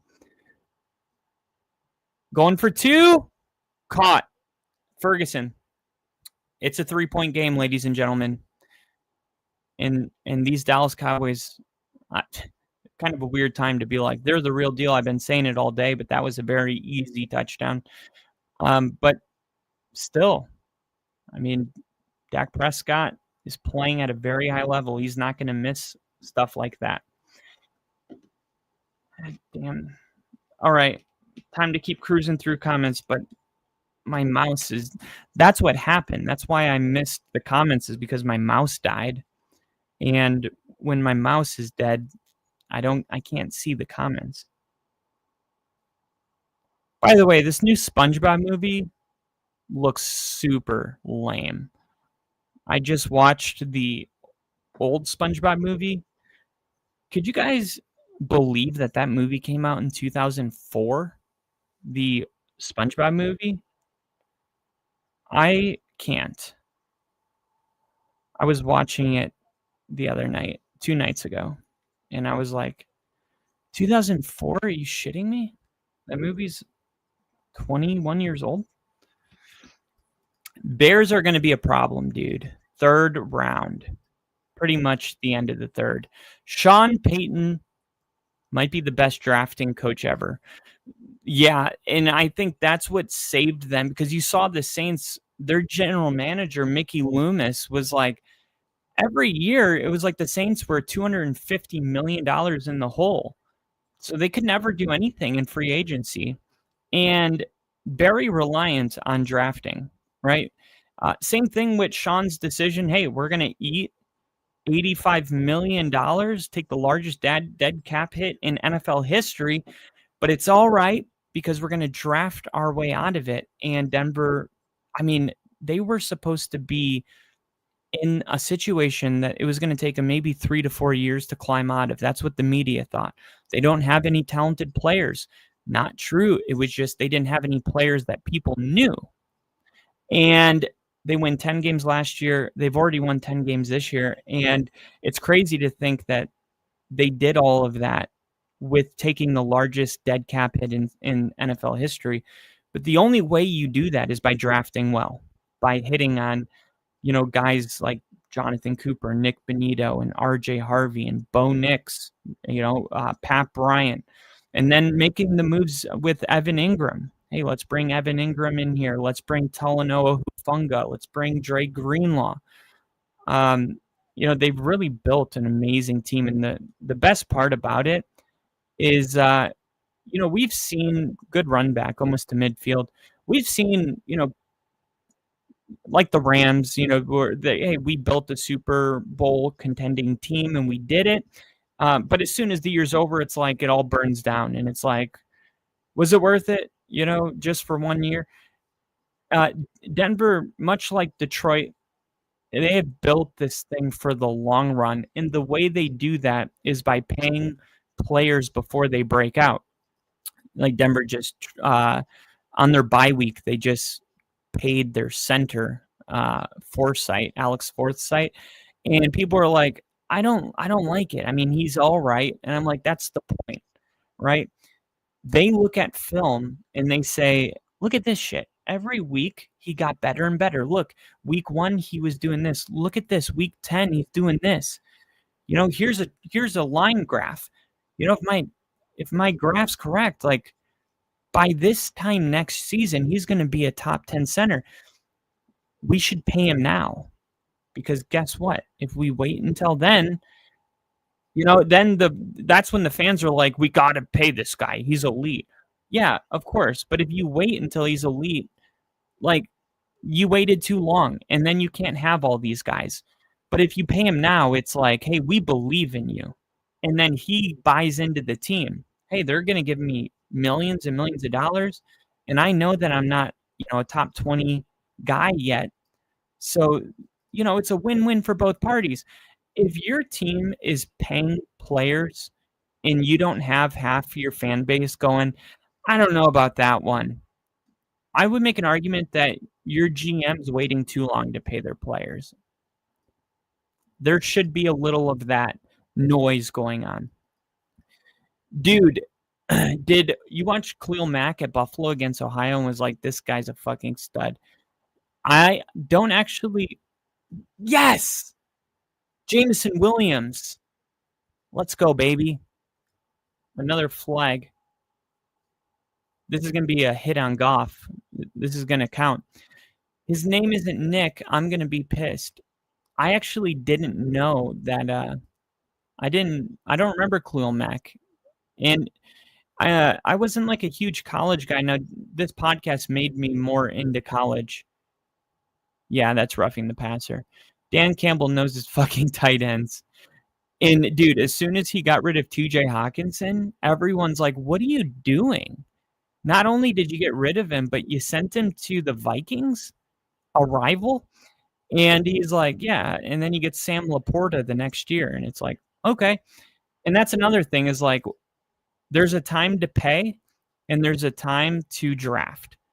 It was the same thing with DeAndre Swift. The Lions were like, thank you for your service.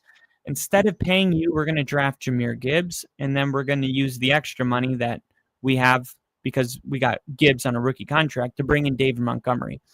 So, yes, there's your guys that absolutely get paid, your Patrick Surtains, and then there's your guys that it's like, hey, let's just draft the position. You have to have, like, I would say 25% of your roster on 4-year plans. Hey, this guy's going to be with us for 4 years. It's going to be good. Maybe not great, right? Your great draft picks you want to keep long term, but the guys that are good, right? These are the guys we're going to let go, and we're going to, in 4 years we're going to draft the position and hey, turn the sand hourglass over. Here's Jahmyr Gibbs. That's going to be a touchdown. Yep.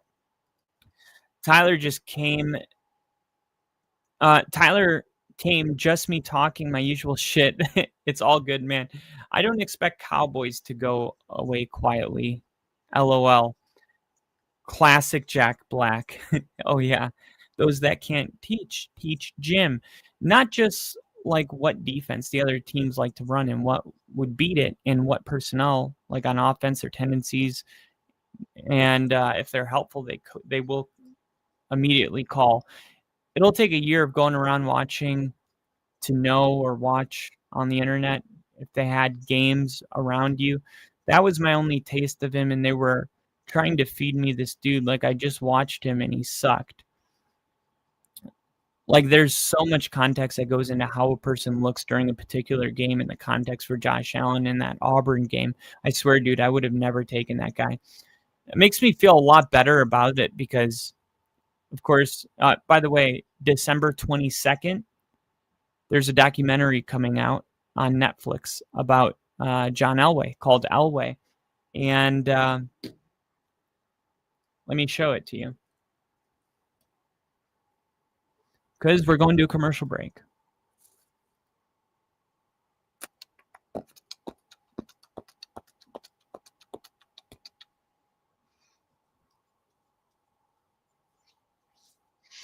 Here we go. Make it big. Here we go. And present, share screen.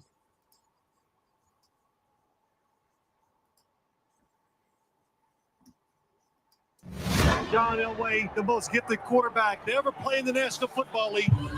I can still remember feeling that responsibility. He can do it all. And the expectation. This is his third loss in a Super Bowl. I had to sacrifice everything to be the best. Everything changed for Colorado in 1983. Been the most spoken about name in American sports. John Elway. John Elway. First time I saw him practice, I'm going, man, this guy's a freak. He is going to be one of the greats of all time, I think. He got the nickname the Duke of Denver. The Duke of Denver. Duke of Denver. He's got the ball touchdown. He was shy, sweet. He's not neat and pigeon-toed. And all of a sudden, I'm dating this superstar. His first year, I'd never seen anybody get beat around like he did. Everyone was expecting John was going to take us to the top right away. With Dan's offense, it was different than I was used to. Bam, bam, bam. My head was spinning. Was he overblown by the media? Part of the growing pains of coming into the NFL. People have no idea how hard this guy worked to be who he was.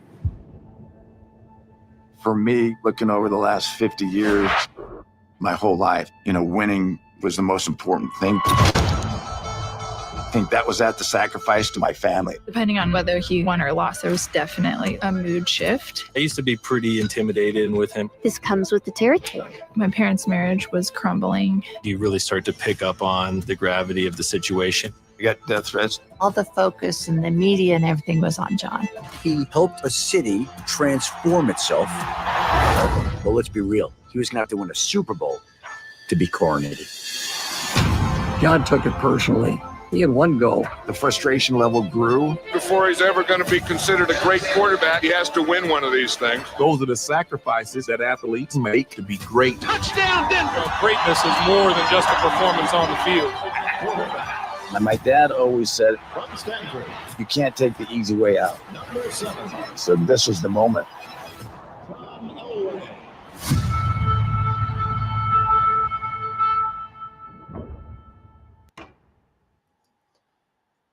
Yeah, December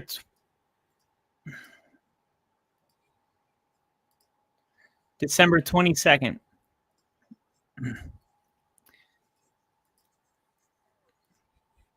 All right.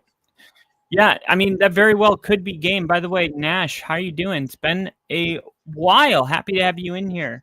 Not much has changed over here. Just moved. I'm in a new house. Baby was just born.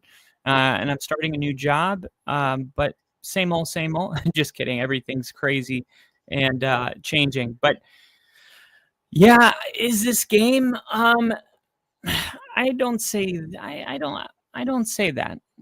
7 minutes is a very long time, and as we know, like the Cowboys, they can score really quick.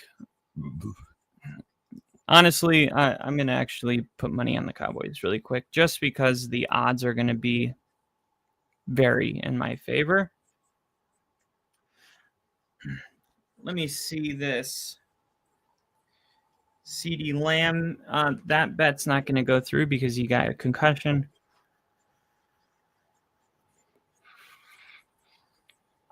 Oh my God, I have one bet that was 2 made field goals in each quarter. 1, 2, 3, 4, 5, 6. Damn.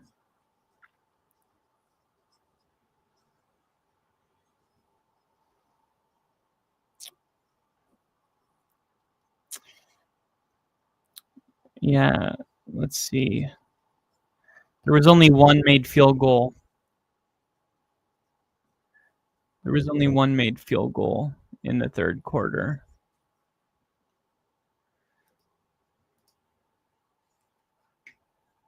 Because there was a missed field goal. Damn it. Missed field goal. Fucking damn. That would have been crazy. That would have paid $350. Fuck. That would have been fucking awesome. And I would only need one more field goal. Ah, shit. And it's a 10-point game, so, like, they still need a field goal. That would have been awesome. I missed on a lot. Yeah, let's see. I got the rice cooking in the microwave. Dak Prescott and Jared Goff to each have 30 passing yards in each quarter. I put $87 on that. But unfortunately,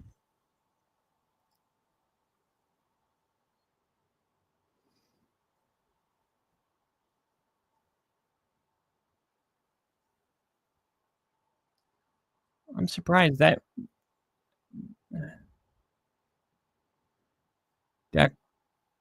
Dak Prescott sack. All right, let's see. Javonte Williams, short right, 11 yards. -5, so 6. 19 yards. That's 25. 25 yards, and then 29 yards. Did Dak have 29 yards in the first quarter?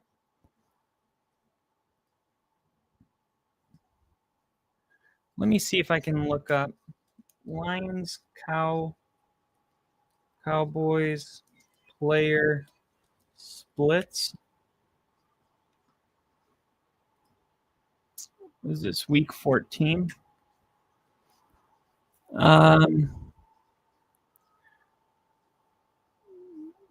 See.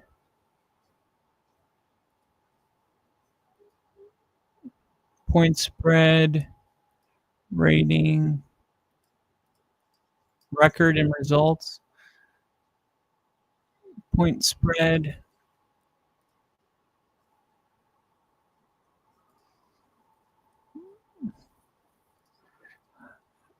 Let's see, offense.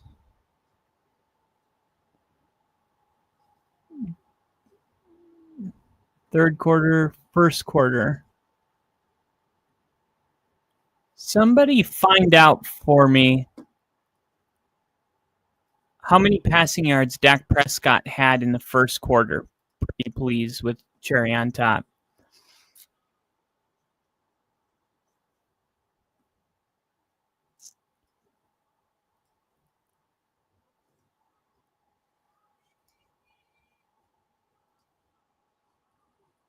Here we go. 2nd and 9. Dak looking.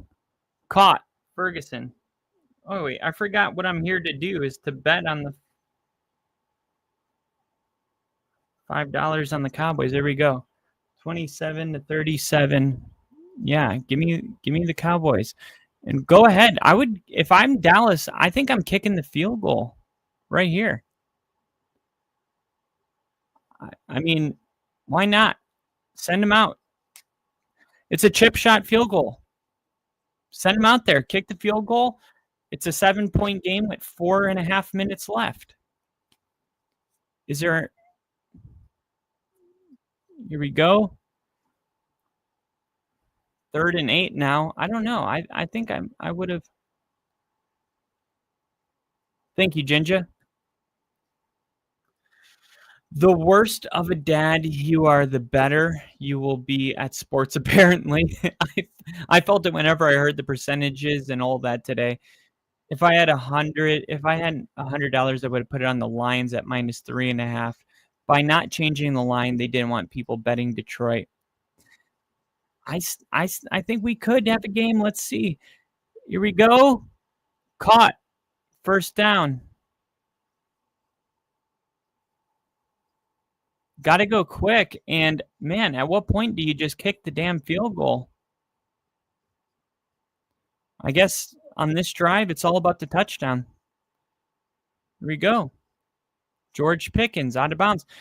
I guess I respect it because, look, if you're in a situation where you have a kicker that can kick a 63-yard field goal, you're thinking, hey, we're inside the 20. You know what I mean? Like, it's much easier to score a touchdown inside the 20 than it would be if we were on the 50-yard line and it was 4th and 13. Like, yeah, then we'll kick the field goal. But look, we're almost on the 10-yard line. Let's go ahead and get this touchdown out of the way, and the field goal won't be an issue because we don't have to get that close. We just have to get basically to midfield, and we have a shot. So why waste being on the 10-yard line? Why waste the field position on a field goal when your kicker doesn't need to be that close?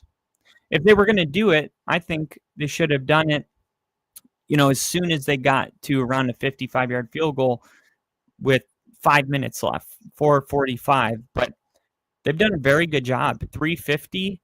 So, I mean, I told them to kick the field goal. That was only 40 seconds ago. And look at this. They're all the way almost to the 10 with only 40 seconds coming off the clock. So, Dallas is doing a great job. They still have 3 timeouts.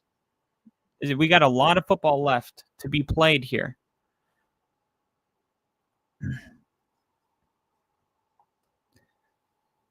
One of my favorite bets was Jared Goff and Dak Prescott to each have 30 yards passing in each quarter, and I put $25 on it. But that was a false start. That didn't get called. Oh my gosh, it should have been picked. It ends up getting dropped.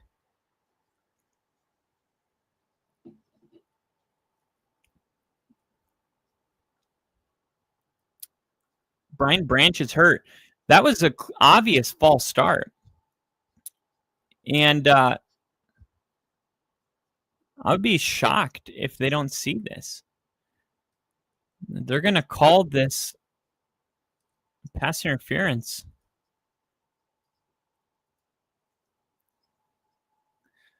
Man, Jake Ferguson is really playing the best football of his career. What is it about tight ends when they are approaching 30 years old? I feel like oh, wow. They called it on Ferguson. Nobody agrees with that call in the booth. Wow.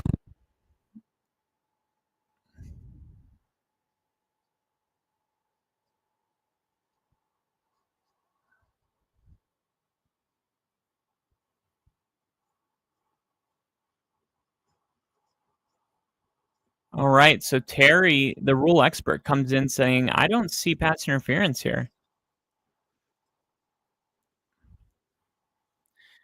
I mean, look, if you're going to call a bullshit flag, like here's my thing.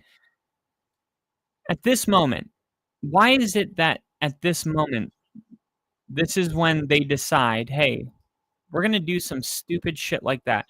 And now look, now they're going to kick the field goal anyway. And it's kind of my thing.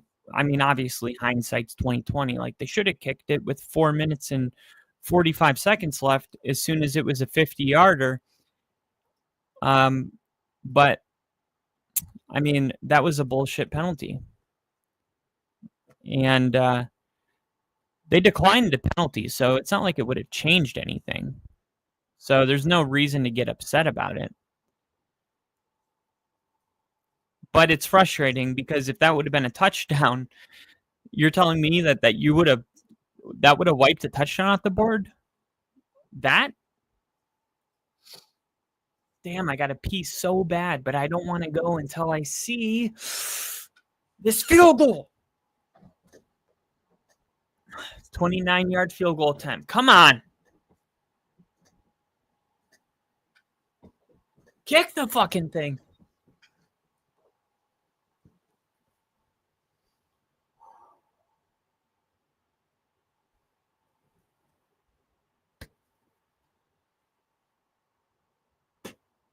Don't let it get blocked. It's good.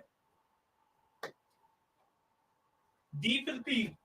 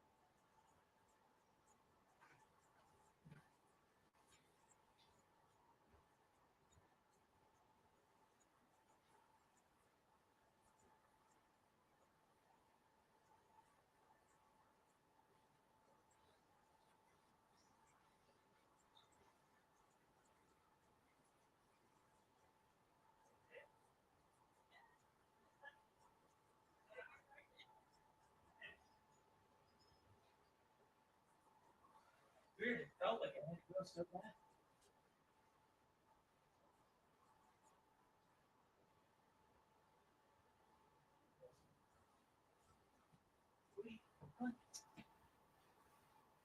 Thank you. You're with me. Yeah, good boy. All right. My math is 34 yards, but he got sacked for -10. I don't know if that goes against Pat. No, it doesn't affect passing yards.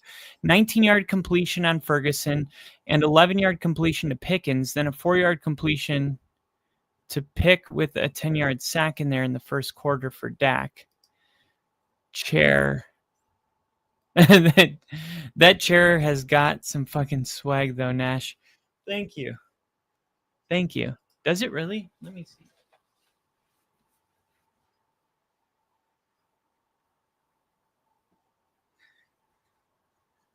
It really does.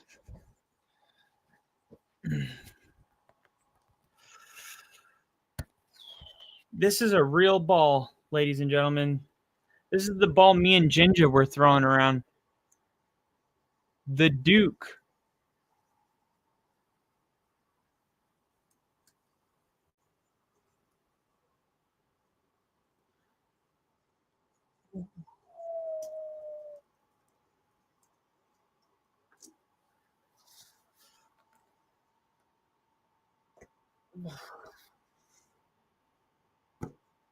There is a ton of time in this game, but not if you give up a... Why is this white tight end keep returning it to the 50-yard line? Like, what is going on with the special teams?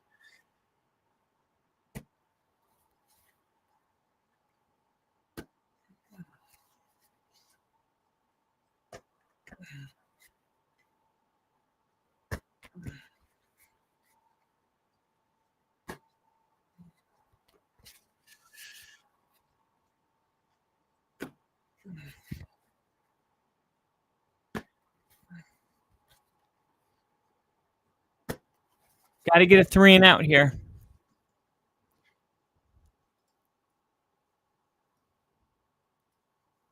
First and 10. Goff under center. He's going to hand it off, and that's going to go for a gain of 2. The Duker. One leg Kyle laying out in the gravel one-handed to make a catch was pretty crazy. I wish we had that that session. Dude, that was awesome. I think that was like I think it's like I threw it to you, and then you threw it to me, and then that was like the second catch of that session. And it just worked. I love when you play catch with somebody that like knows what they're doing.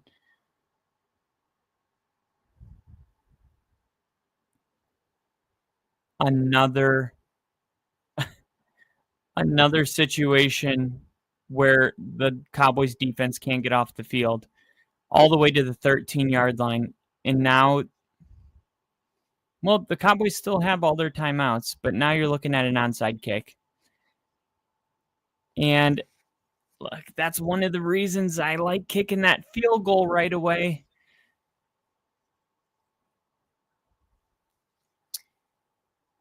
Because there's still 4 minutes in this game.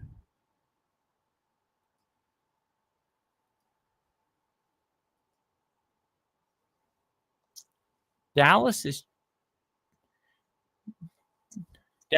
challenging that the runner was down in bounds.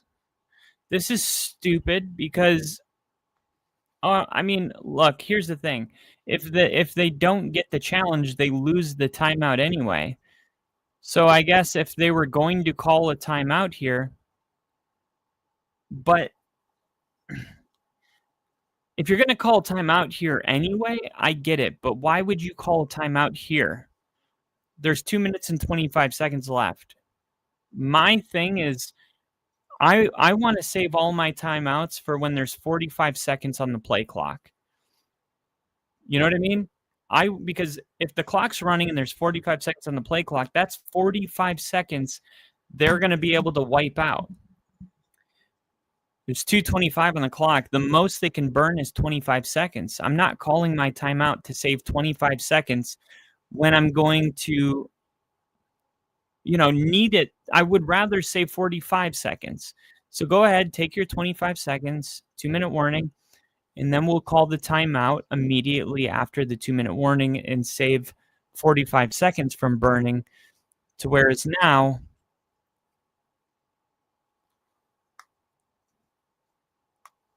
they only have first down timeout, second down timeout, and then third down, they can run it 45 seconds off the clock.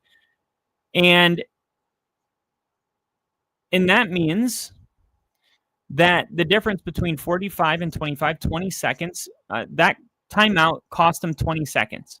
Because on third down, if they run it and burn 45 seconds, there's nothing that the Cowboys can do to call a timeout. None of it's going to matter because touchdown lines.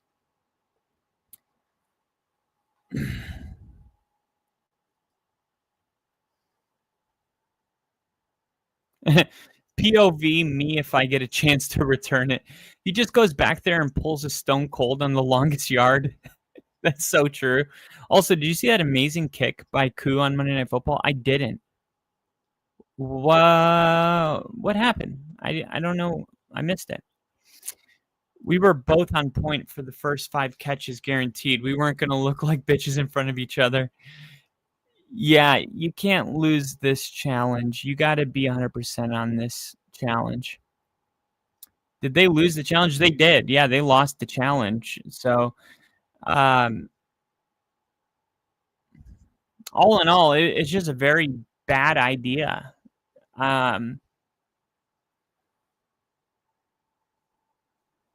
It's kind of ridiculous that the Lions are able to run the football and, with the game on the line, and they're simply just running the ball. They pulled a guard. That's 57. They pull a guard, but even so, like that guard only had to block one person and the rest was wide open. There should be no circumstance where you are running the ball and the guard you pull only has one guy between the end zone and the running back with 15 yards of space. Like, this is just terrible defense by the Dallas Cowboys. And I mean terrible. Very, very terrible. And this is another one of those situations where it's like, oh, what could have been? What could have been if the Lions had, just a respectable defense. It doesn't have to be top 10. Can we just, not give up this many yards? Now they're going to need something from Turpin, and they're not going to get it to the 31-yard line. So now it's a 14-point game.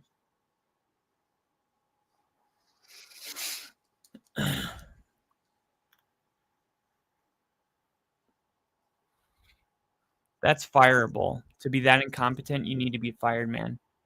If it isn't 100% going to get reversed, you can't even think about it. I agree. I'm not even kidding. If I'm a Cowboys fan, I'm like, I don't want this guy ever as my car. I don't care what he does from now on. Dak going deep to the house, and oh my gosh, George, what happened? I felt like George Pickens could have made a play on that. What happened?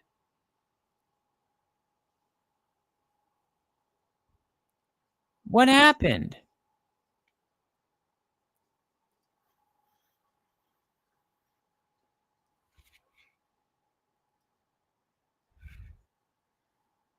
As my coach, okay. I don't want this guy as my coach, yeah. And here's Dak again going, and that's another drop. Come on. How do you drop that?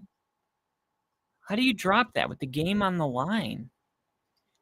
I'm mad for the Cowboys right now.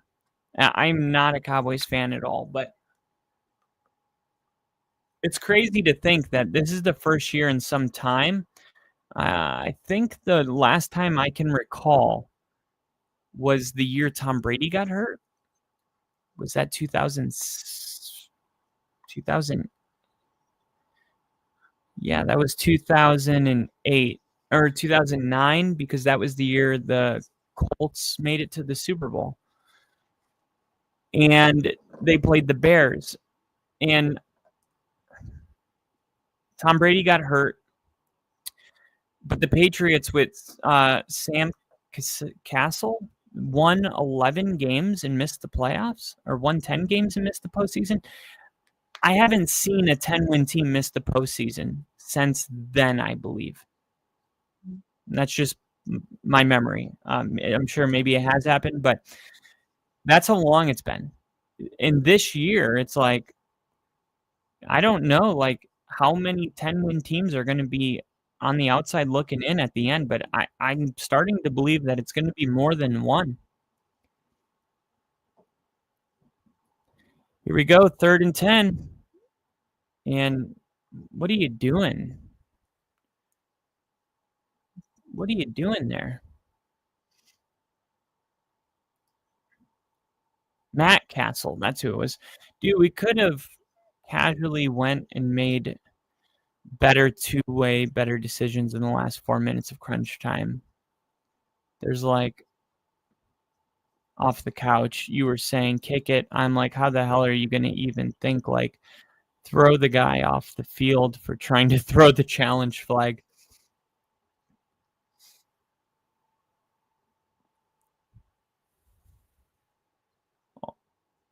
They did it. Why is the whistle blowing? Why did the refs blow the whistle? Dude, that was bullshit. Dude, he wasn't short. He wasn't short. The refs blew the whistle. Dude, that is fucked up. The Cowboys caught the football. And as soon as he caught the ball, they blew the whistle.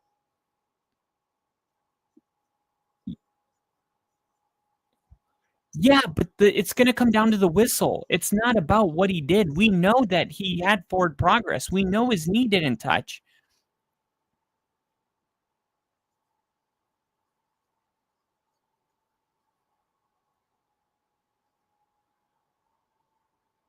Yeah, his knee touched there, but the ball's already passed. So that's when they blew the whistle. Okay, that makes a lot more sense. I'm sorry, but from the angle that I got, it looked like his knee didn't touch the ground and they blew the whistle. It is a first down.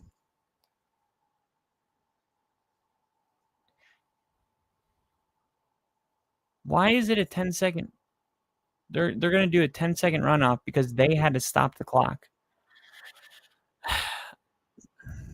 They're assuming it would have taken 10 seconds for them to line up and run the play. KC could go 11-6 and still miss the playoffs. Crazy. Vegas told the NFL there's so much money on Dallas, dude. This is going to be a Detroit win by 4 or more. Tell me Vegas doesn't control the referees, man. I'm telling you, that money has everything to do with how these games go. They got to get rid of gambling and make it for it to be legit. I know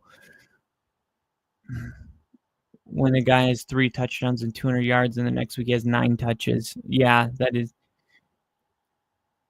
Dak, wide open, Turpin. People make that bet, guarantees it.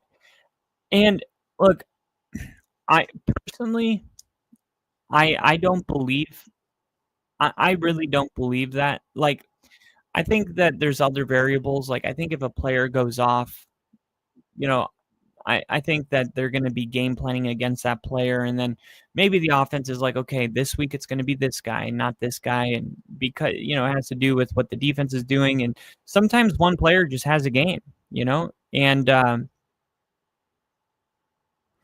I just think there's a lot of variables. And I think refs make mistakes. And yeah, maybe there is a couple sketchy refs, but it's like, I don't know, man. It's easy, whenever I feel like the game being rigged is always the low-hanging fruit when things aren't going your way, but I always come down to like how many people would have to be in on it. And that's kind of where I go. I just think, we're betting on things that they seem so realistic, but if you go back and look at like the stat line for the previous 10 weeks, you'll see like, oh, here's a game where, CeeDee Lamb only had 1 catch or 2 catches. Like, you'll see these games, but whenever it's time to bet, we don't think about those games. Like, we always think about these players on their best night, typically. When I say we, I mean me. You're looking at, oh, here's, I'm thinking David Montgomery has multiple touchdowns today. Why? Because when I think back on a Lions game, I picture that. I don't picture the kind of game where Montgomery's held out of the end zone. Intercepted.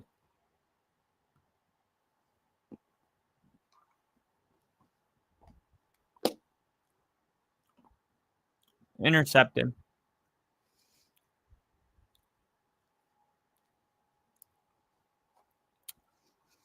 Bro, that Florence guy, who is that wide receiver? That dude continues to drop the ball, get the ball ripped. Did he catch it? Oh, it came out at the end. Now, typically,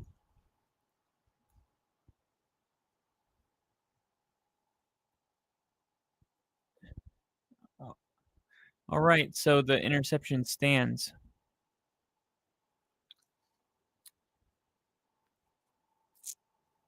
Damn.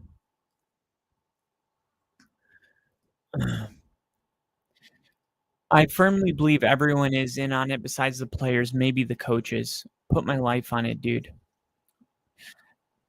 I mean, look, there's certainly a large group of people that share that opinion. That is just a fact.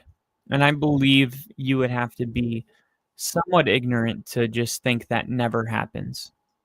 My thing is, I don't believe it happens to the extent that the everything's rigged crowd suggests. I mean, I saw something the other day where it was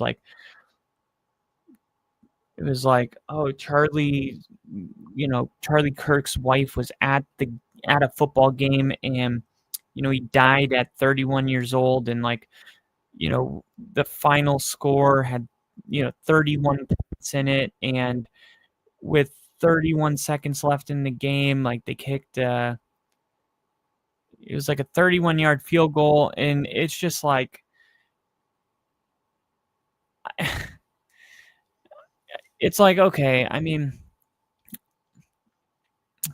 it's borderline like schizophrenic. It's like you could give me any number and I will find a way. What is this? Listen to my computer.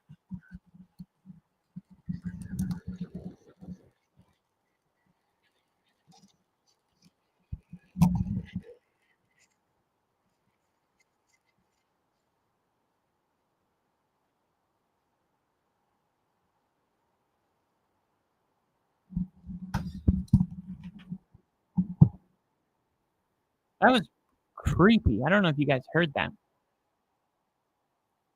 You're naive, man. I guess so. But that's all right.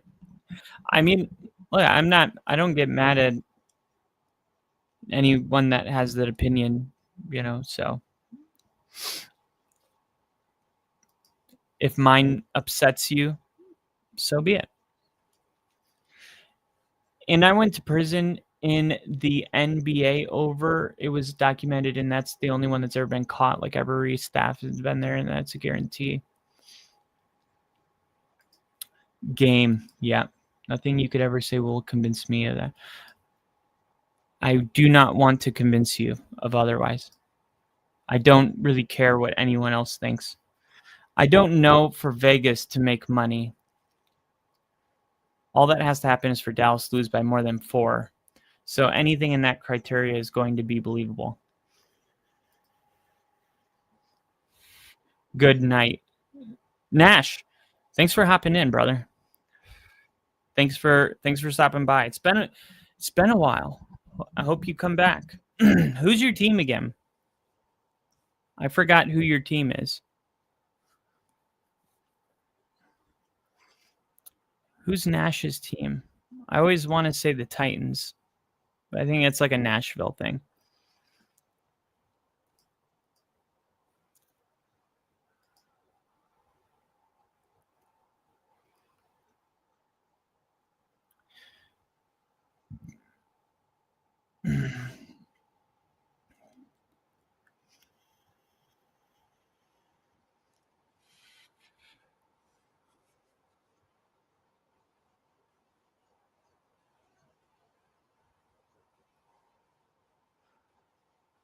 I wish Oh,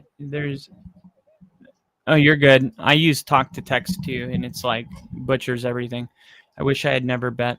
I thought you bet on the Lions +4.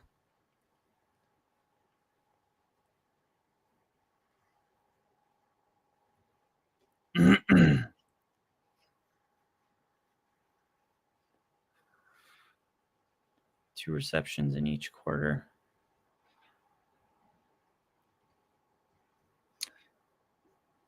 Wait, no, let me see something real quick. So did the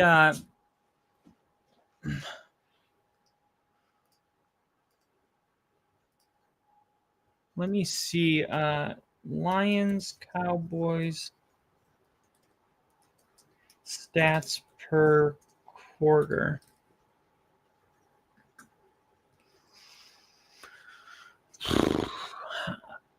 Why isn't there a way for us to see, like, here's each player's stats for the first quarter, here's their stats for the second quarter, and then under each quarter it gives like their total. So second quarter would be first and second together underneath, and then third quarter would be first, second, and third. But on top, it just says only the third quarter.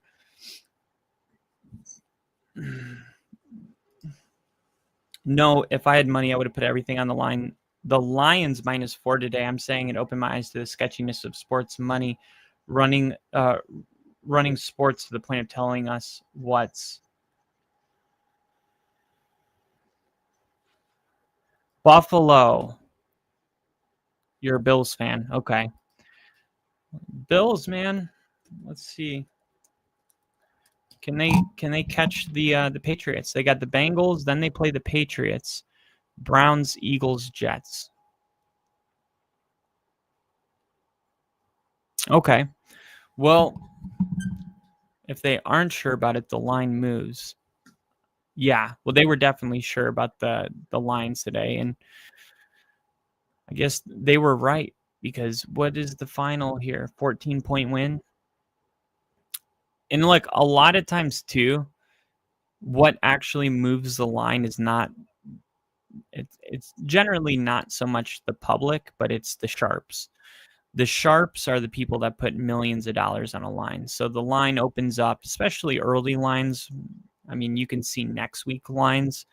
They'll put, $1 million, and then that line starts to shift. Usually by the time regular bettors look at these lines, they've already been manipulated by millions and millions of dollars by the sharps. And I always tell my brother, because he always wants to wait until, it's Saturday to put a parlay in. And I'm like, dude, you're not going to get great lines by Saturday night, because that Saturday night, they've all gotten to the most difficult spot to pick. All right. They've come down, then they come back up, and then they kind of plateau at a spot. You really want to go in early, like, especially if like you saw, the Dallas Cowboys they just played 2 games in 10 days. They're tired. They're going on the road. They're due for a reality check.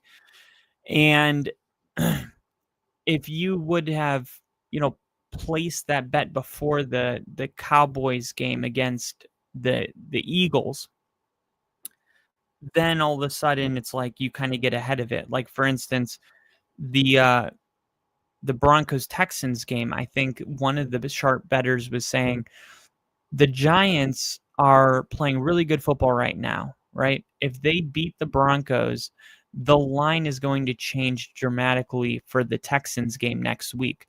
So you really, in some cases, you want to be 2 games ahead.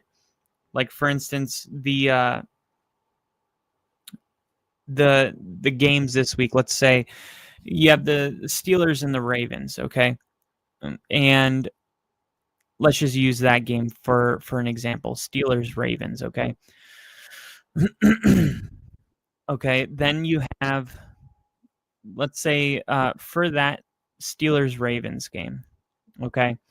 Let's say the Ravens have like a we're back type of game. Lamar Jackson has, 5 touchdowns, 2 on the ground, throws for 3, and they just stomp the Pittsburgh Steelers. If you believe that is going to happen, you look at the week ahead. They play the Cincinnati Bengals. They're only 3 favorites over the Bengals.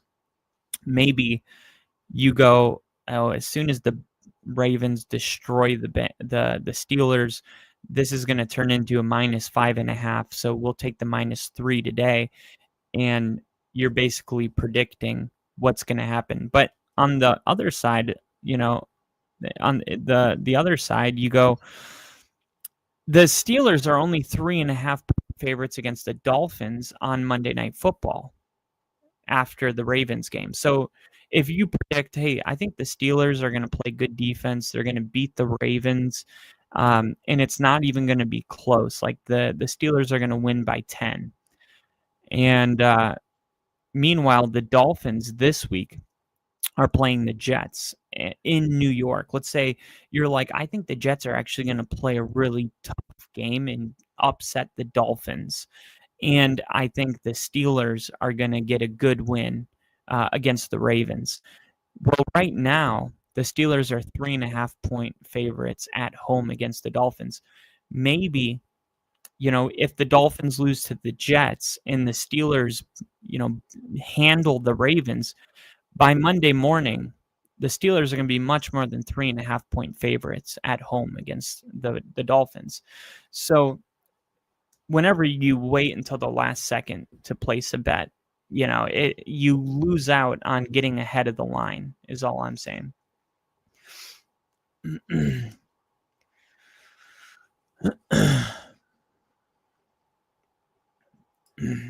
And Jin just said, all right, well, hold on.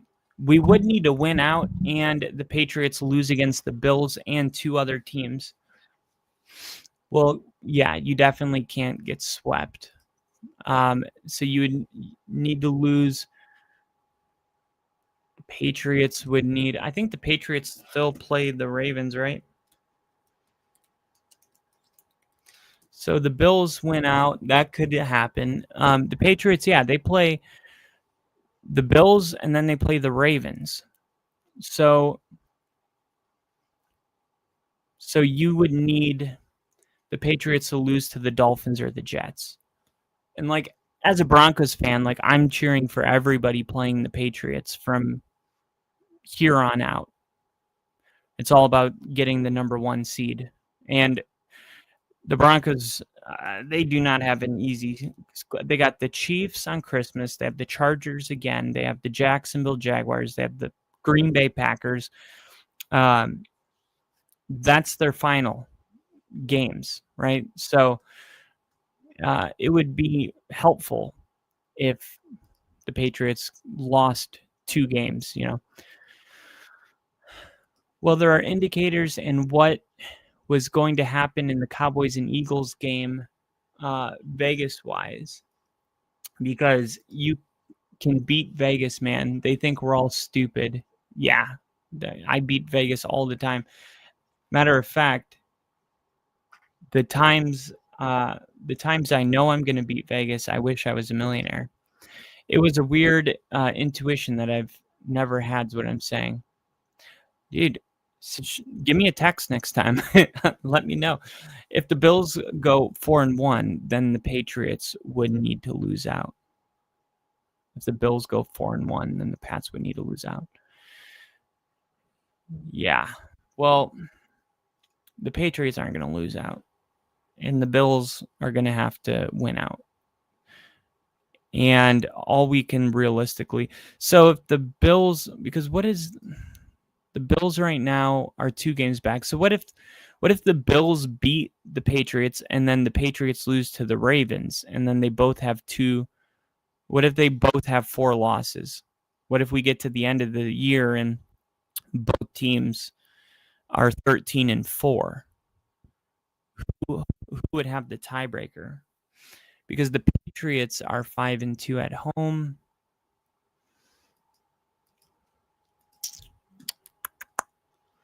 Let's see, who have the Patriots lost to? They lost to the Raiders and they lost to the Steelers.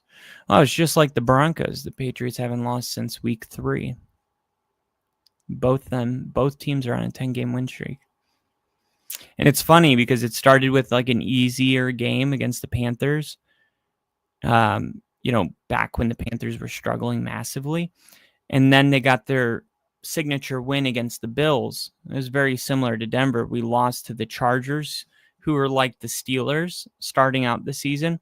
Then we beat up on the Bengals, which propelled us to our signature win against the Eagles. And then they played the Saints. We played the Jets. Easy enough. Then they played the Titans. We played the Giants.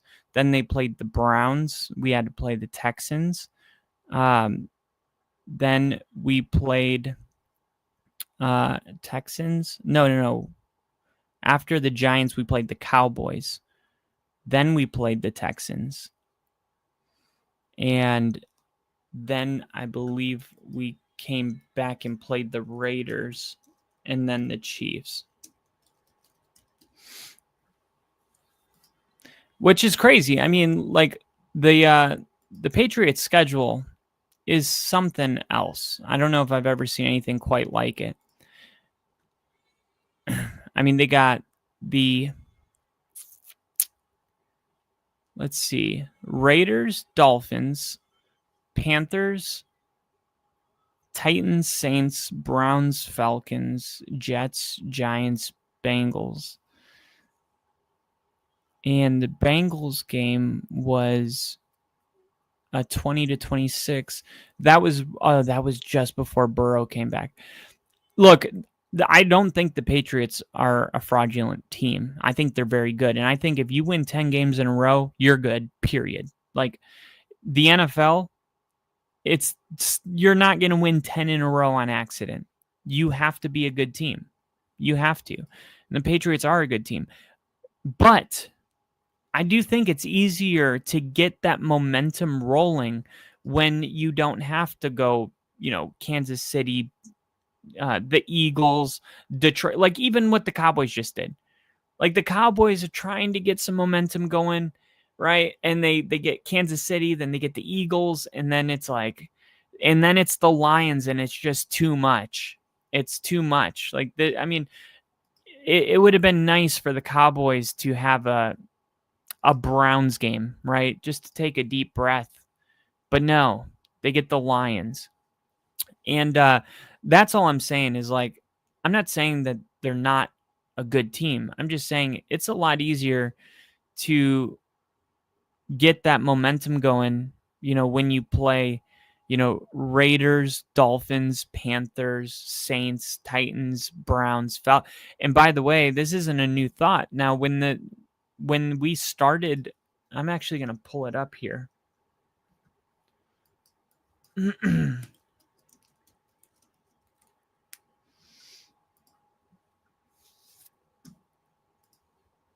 we go.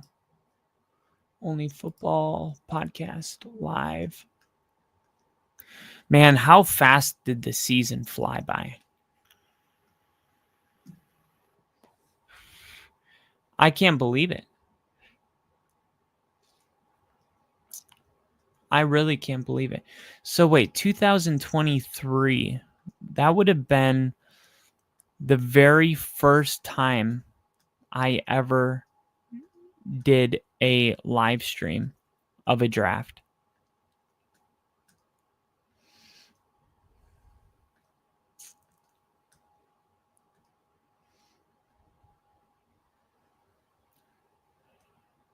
Here we go.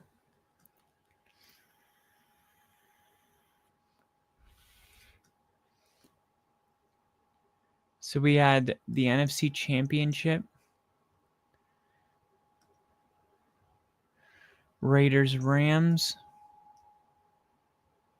It's because we started the podcast in 2023, right? And no, it was 2022. And Miami, Buffalo, Jags, Chiefs. Super Bowl week is here. And then we get trivia. By the way, I'm going to be incorporating some of that back. You'll see soon. Only Football with Kyle. Post-draft analyst. Draft day 2. Here we go.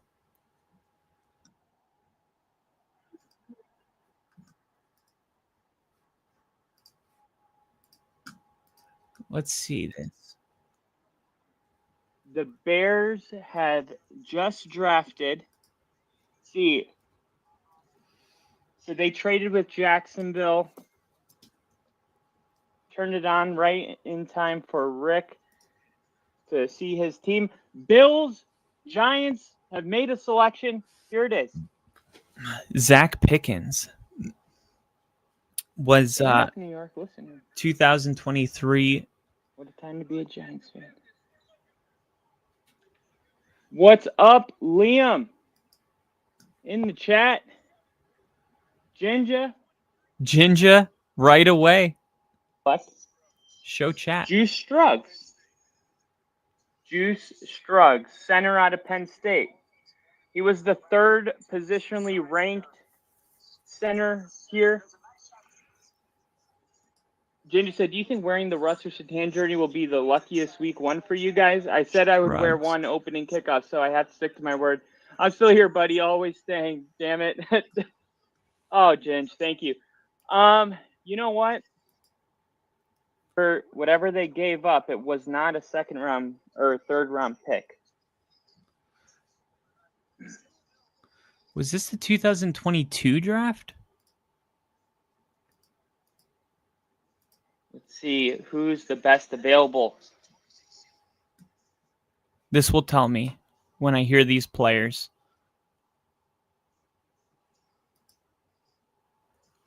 Picking back to back. Oh, you're allowed to. Denver is on the clock right now. Let's go. Let's go. I mean, you almost had the Eagles almost had Kelsey retire. So it may, I don't know if it says offensive line is a need, but you might want to start thinking about your future there. It's kind of sad that as soon as Jason Kelsey retired, the Eagles won a Super Bowl. Here we go. G-L-E-S.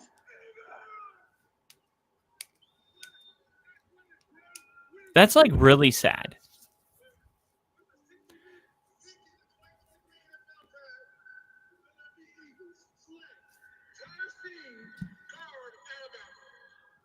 Guard. So they go offensive line here. And here we go. Now I got it. Front. They got 9th overall grade. And now here's their next pick. I'm trying to hear. Vanderbilt transfer, mirror, absorb. Was it 2023? Like these highlights. Looks like he's good at setting the edge here. Oh, he's a run blocker.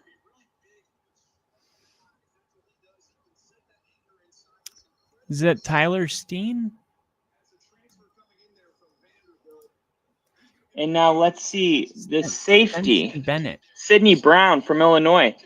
3rd ranked safety.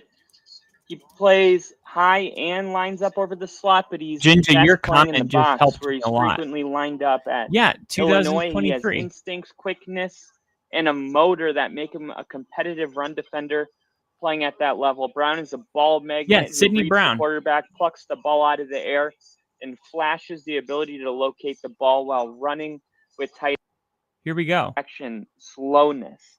In run support, you want to get the quarterback. I don't think they're going quarterback.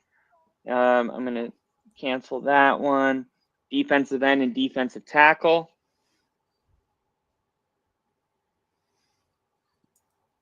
Orwar, 6th ranked at his position. Well, right now is Oberauer or the cornerback Keely Ringo from Georgia. We'll see what they do here when the commercial break is up. Booing LMAO. Cheers. Cheers, cheers. Hope this is a collectible. So the Falcon selection is in. Zach Harrison. Let's see if they go.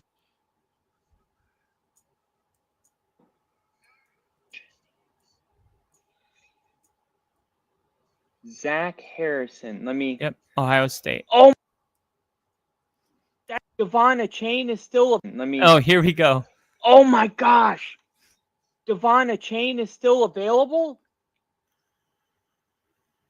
That's who I wanted. That's who I wanted Denver to get.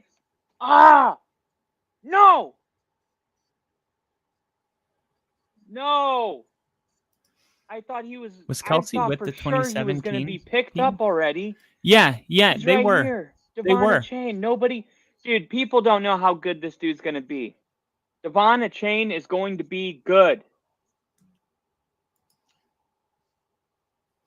What is this? 1 hour. Devon Chain's going to be good. Whoever gets him. I got to write this down. 1 hour, 3 minutes. Jair Brown is still available. The number 2 ranked safety out of Penn State. New England has made their selection. Oh, man. San I really hope Francisco. they don't go Devon Chain here.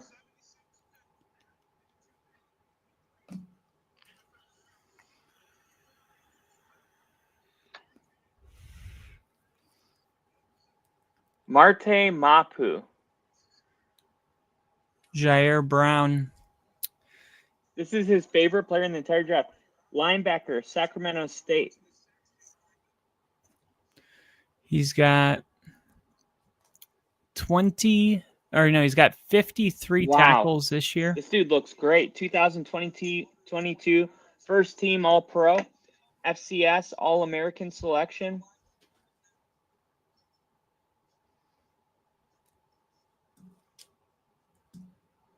The Rams already have their pick in, and they oh no, man, they were trying to trade.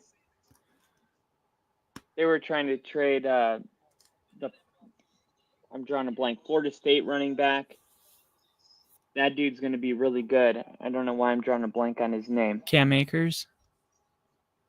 I hope that they're happy. Rams. Cam Akers.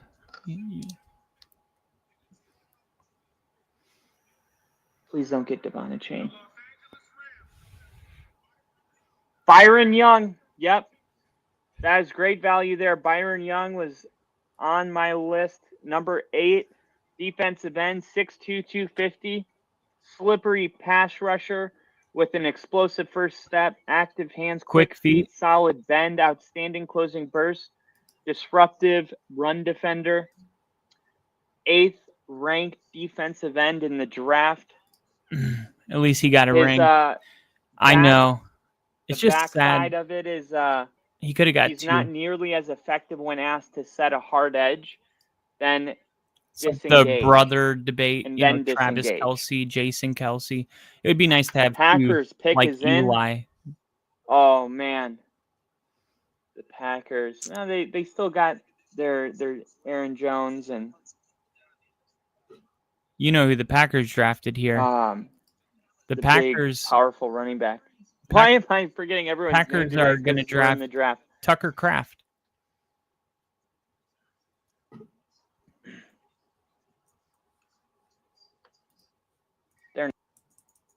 Darnell Washington. He's going. Darnell Washington. Nope. Darnell Washington is a tight end, Tucker Kraft.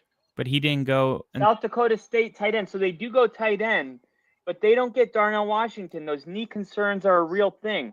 They get the 6'5", 254-pound tight end. He turns into a big back after the catch. He's smooth transitioning upfield. He's quick and has good contact balance. He has the speed and toughness to make plays down the seam. Tucker Kraft was the real deal, man. Receiver. I read everything about him just a little while ago. That finds space. The ability to make tough contested. It's one that comes to mind.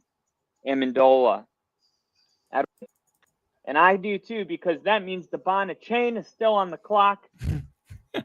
I mean, on the board, and the Carolina Panthers are on the clock. 93 overall. Carolina Panthers are probably not going running back here because they got themselves. They traded CMC, and then they were doing just fine. But yeah, 15 picks later, Darnell Washington came off the board. Linebacker, we're in the third round, pick 17. Okay, so DJ Johnson to the Panthers. Pick number 80, and you have a guy that was number 51. We'll see if they go and get a defensive end, or if they go with the No. defensive tackle. DJ Johnson went to the Panthers right They need here. an inside linebacker Now, as how well. is DJ Johnson doing? Well, 2025, he has 2 total tackles, 2 solo tackles. Yikes. He's only played in 4 games. The Pittsburgh Steelers traded their pick to the Panthers. Yikes. So Seen a little bit, Bill. he was a butt. Oh, man. The Panthers select Rest in peace, DJ Bill. Johnson. So they do go. It said they needed inside linebacker, so they end up, or it said they needed an outside linebacker. Ringo. It's Mike Vrabel kept that team from having the first overall pick. They almost beat Kansas City Sunday night in Kansas City with Malik Willis, who had less than 3 completions. Mike Vrabel is the glue in Tennessee, and they'll be fine as long as they keep Mike Vrabel. Oh, that dude wow. is a real legit head coach. That's getting clipped. I'd say top 5 in the NFL. Mike Vrabel, yep. Bill Belichick, Sean Payton.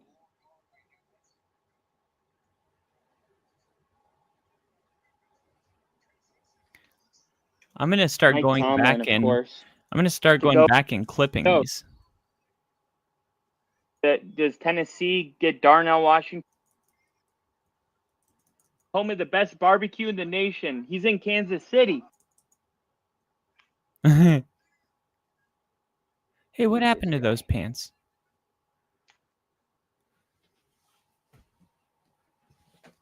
Look at this guy.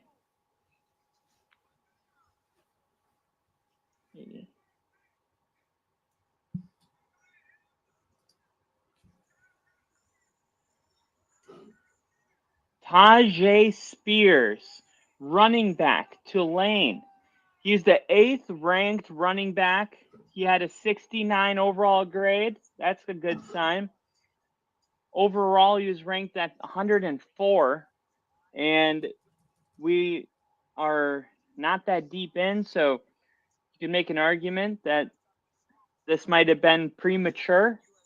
But when you love a guy, you love a guy. KC, cute puppy. This dude's not a puppy.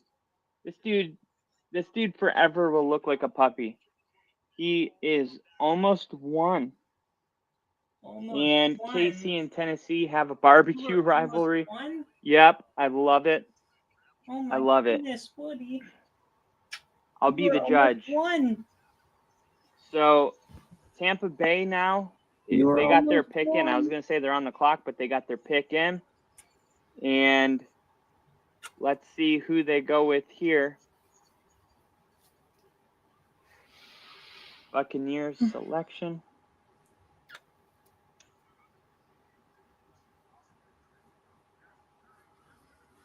Woody's been doing this for a long time. So now Seattle's on the clock. Ginger said, "What's up, Woody? You've been a good boy. You've been a good boy." He's the best boy, really. He's the best boy. He's a good boy.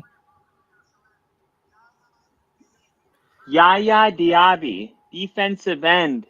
He was the 12th ranked defensive end. 6'3", 263 pounds. He ran a 4.51 at 263 pounds. Ooh. 90. He received a 90 for athleticism. This is a pass rusher. You heard about the contract disputes going on with Devin White. They get themselves another edge out of Louisville. He had 9 sacks last year, 14 tackles for a loss. Denver's just traded. Seattle was on the clock. Now Denver's on the clock. What if they're getting Devon a chain? What if they're getting Devon a chain? What if they get Devon a chain, buddy? What if they do it? What if they would have got What if they Devon a get chain, Devon a buddy? chain? What if they would have got Devon a Wouldn't chain? that be great? Wouldn't that have been great? Wouldn't that have been be great? awesome? That would have been the best, Let's wouldn't see it? who they get. We still got Darnell Washington. We got Keely Ringo, Let's who's see. the 8th ranked cornerback. Does he go opposite of Patrick Surtain? I think it would be smart. Denver said they're only moving up if there's somebody they absolutely have to have. Who is that guy that Sean Payton circled? Why did they go to commercials before the Broncos pick? Damn. Oh, man. Makes you want to go Tony Montana on so some happy booger about sugar, this. you know? After not getting a pick in the first 2 rounds, Denver Hell goes yeah. and makes a splash in the 3rd round, picking 3 times.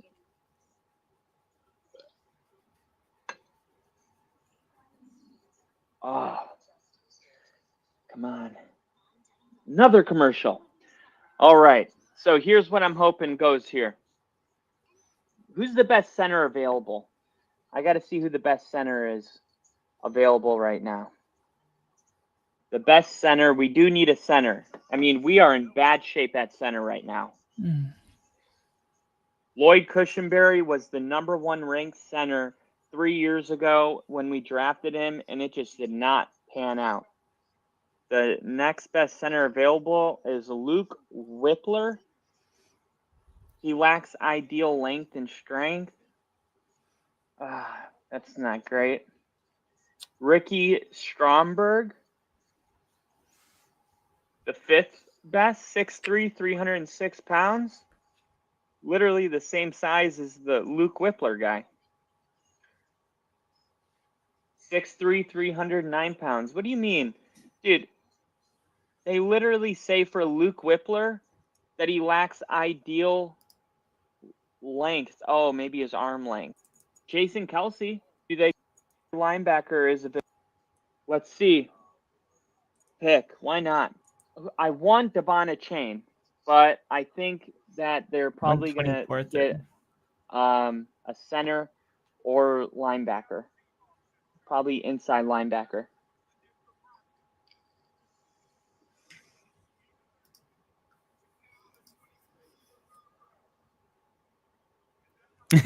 Dude's name was Yaya. Not spelling, just the enunciation. Riley Moss, defensive back. So they do go corner.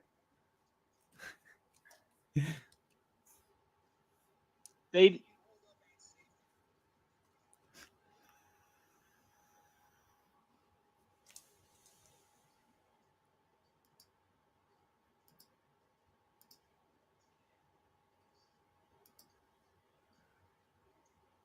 I don't know how I feel yet.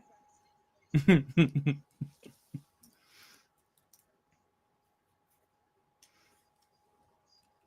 saying they don't know if he's a corner or a safety.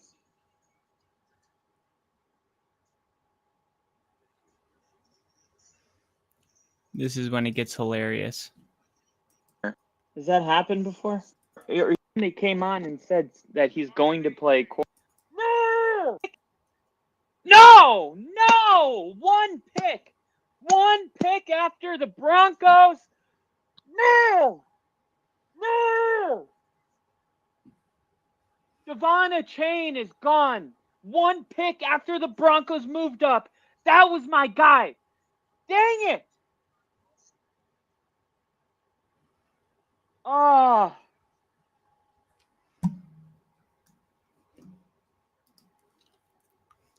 Oh, man.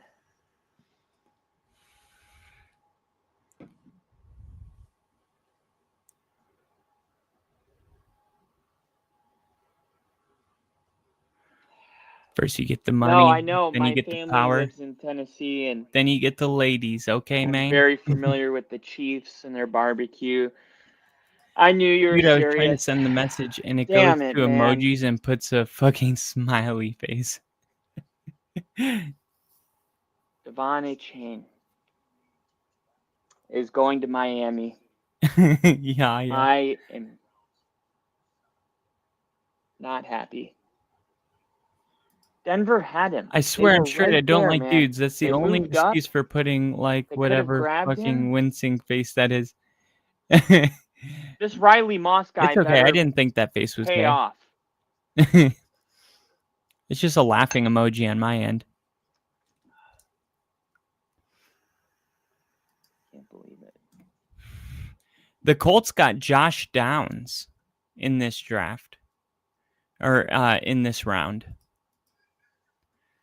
And then they got Henley, Blake Washington Freeland. State. I wanted Denver to draft Devon Achane. They're saying it's A-Chain now, but Texas A&M's website, I looked it up when I made a YouTube short about the best players at the Combine, and I got down this deep rabbit hole into Devon Achane. That's how it, literally on Texas A&M's website, it showed you how to pronounce it, and it was like A-U-H chain. Anyway, I fell in love with this guy, and I was thinking maybe he could fall all the way to Denver's first pick at 3. Denver picks twice, and then freaking I look at the board and I see Devon Achane still there. And then I'm like, oh my God, he's still there. And all these people are picking, and they're not picking him, and I'm happy. And then Denver moves up to swap with Seattle.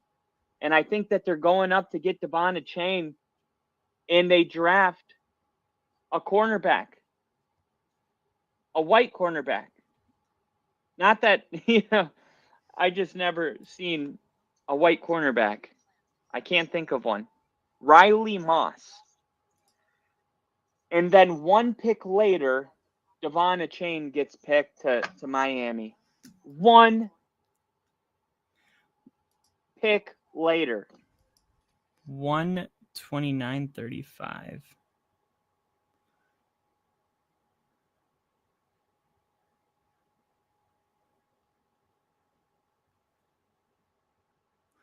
Yeah, I'm turning that into a short.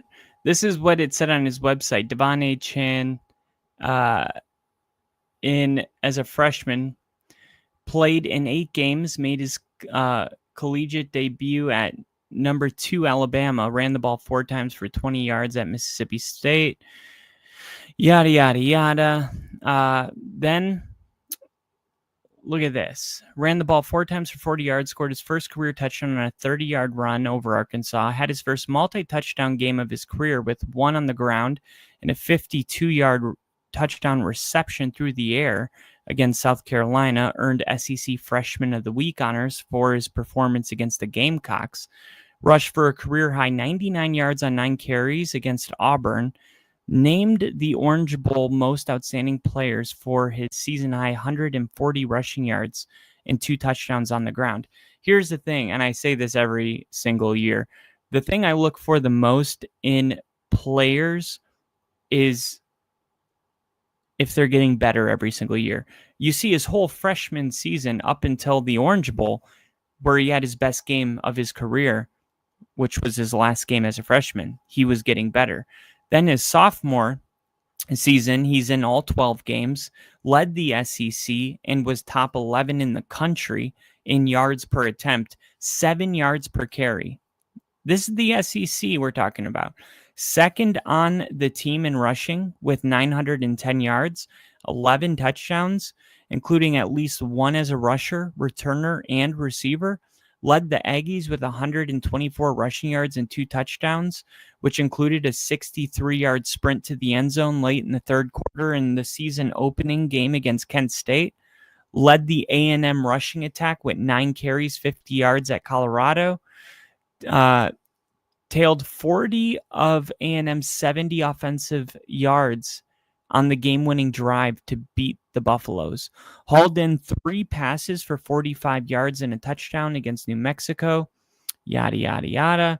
Recorded a career-high 154 yards off 20 carries against South Carolina, which is funny because his freshman year, he had his first multi-touchdown game against South Carolina. It was his first time ever doing that. Then as a sophomore, he breaks his record and against South Carolina, and he records 154 rushing yards. Became the 50th Aggie in history to rush for 1,000 yards in their career after registering 98 yards on 10 carries in the win over number 12 Auburn. Led the Aggies with 110 rushing yards off 12 carries against Ole Miss. So once again, getting better and better. He earned the Offensive Most Explosive Award and Offensive Skill Award, as well as the Special Teams Most Impactful Award at the annual banquet. Then his final year at A&M, a junior, started all 10 games he played, found the end zone in 8 games, including 3 multi-score games, led the SEC, and ranked 4th nationally, averaging 161 all-purpose yards per game. Think about how far he came from a freshman to leading the SEC and having 161 all-purpose yards per game. Ranked 3rd in the SEC, number 16th in NCAA with 110 rushing yards per game. He had a 95-yard kickoff return for a touchdown against App State, the second 90-yard special teams touchdown of his career. Registered a career-high 156 yards against Arkansas. Recorded his first 200 all-purpose yard game of his career, finishing with 208 yards at Mississippi State.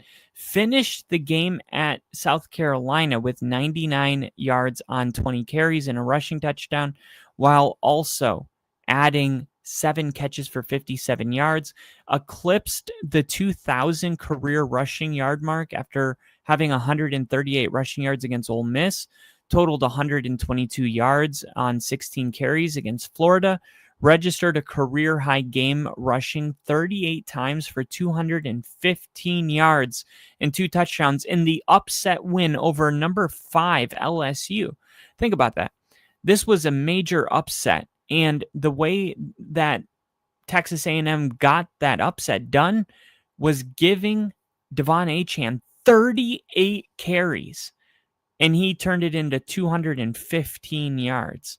He was named the Maxwell Award Player of the Week and the SEC Offensive Player of the Week. He earned all SEC First Team Running Back and First Team All-Purpose Player honors. Garnered Phil Stee First Team SEC Running Back and Honorable Mention All-American recognition. He was named Offensive MVP, Special Teams Most Impactful Player. Look, all I'm saying, how did this guy go in the 3rd round? You know what I mean? I mean, like, he's 5'9", 185 pounds. Who cares? You know what I mean? It's not like he's 5'5".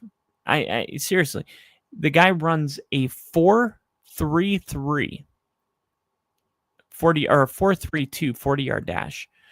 And the guy just balled and got better every single year. And I'm not sure exactly why Devon Achane was sliding down the board.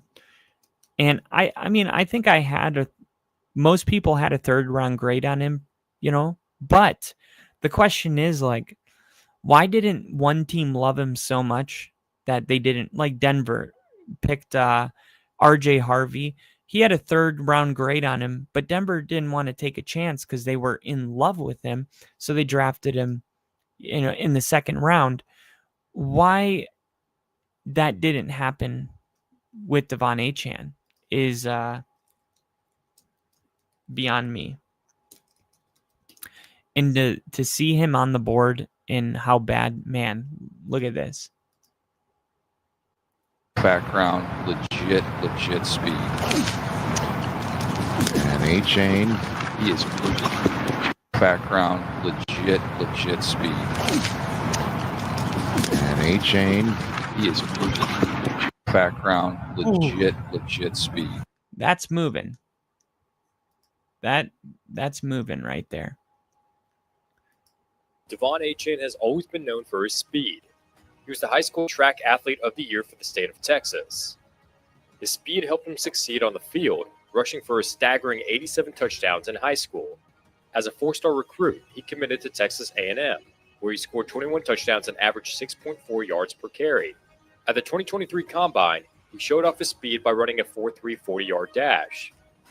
In the NFL Draft, he was selected in the third round by the Miami Dolphins. Hey, buddy. Congrats, man. In just his second NFL game ever, Etienne ran for 203 yards and 4 total touchdowns. I was helping the there. Dolphins score an unbelievable 70 points, the second most points ever in a single game. Guys, just to put salt in the wound, I was at the game. Jinjo, you know I was there because I was live streaming from that game. And I had to watch. I had to watch that happen. And that's the wildest part about it. Now, I'm going to see really quick. Let's see live. Now, that was the 2024 season. And this is the final thing I'm going to see if I can find. And then I got to go help with baby. I hear baby. Here we go. Week 11. Nope, it wasn't there because I was moving out. Week 18. And then Packers in Brazil. Landing spots. Broncos released Russell Wilson. So it was in the beginning of this season. Week 9.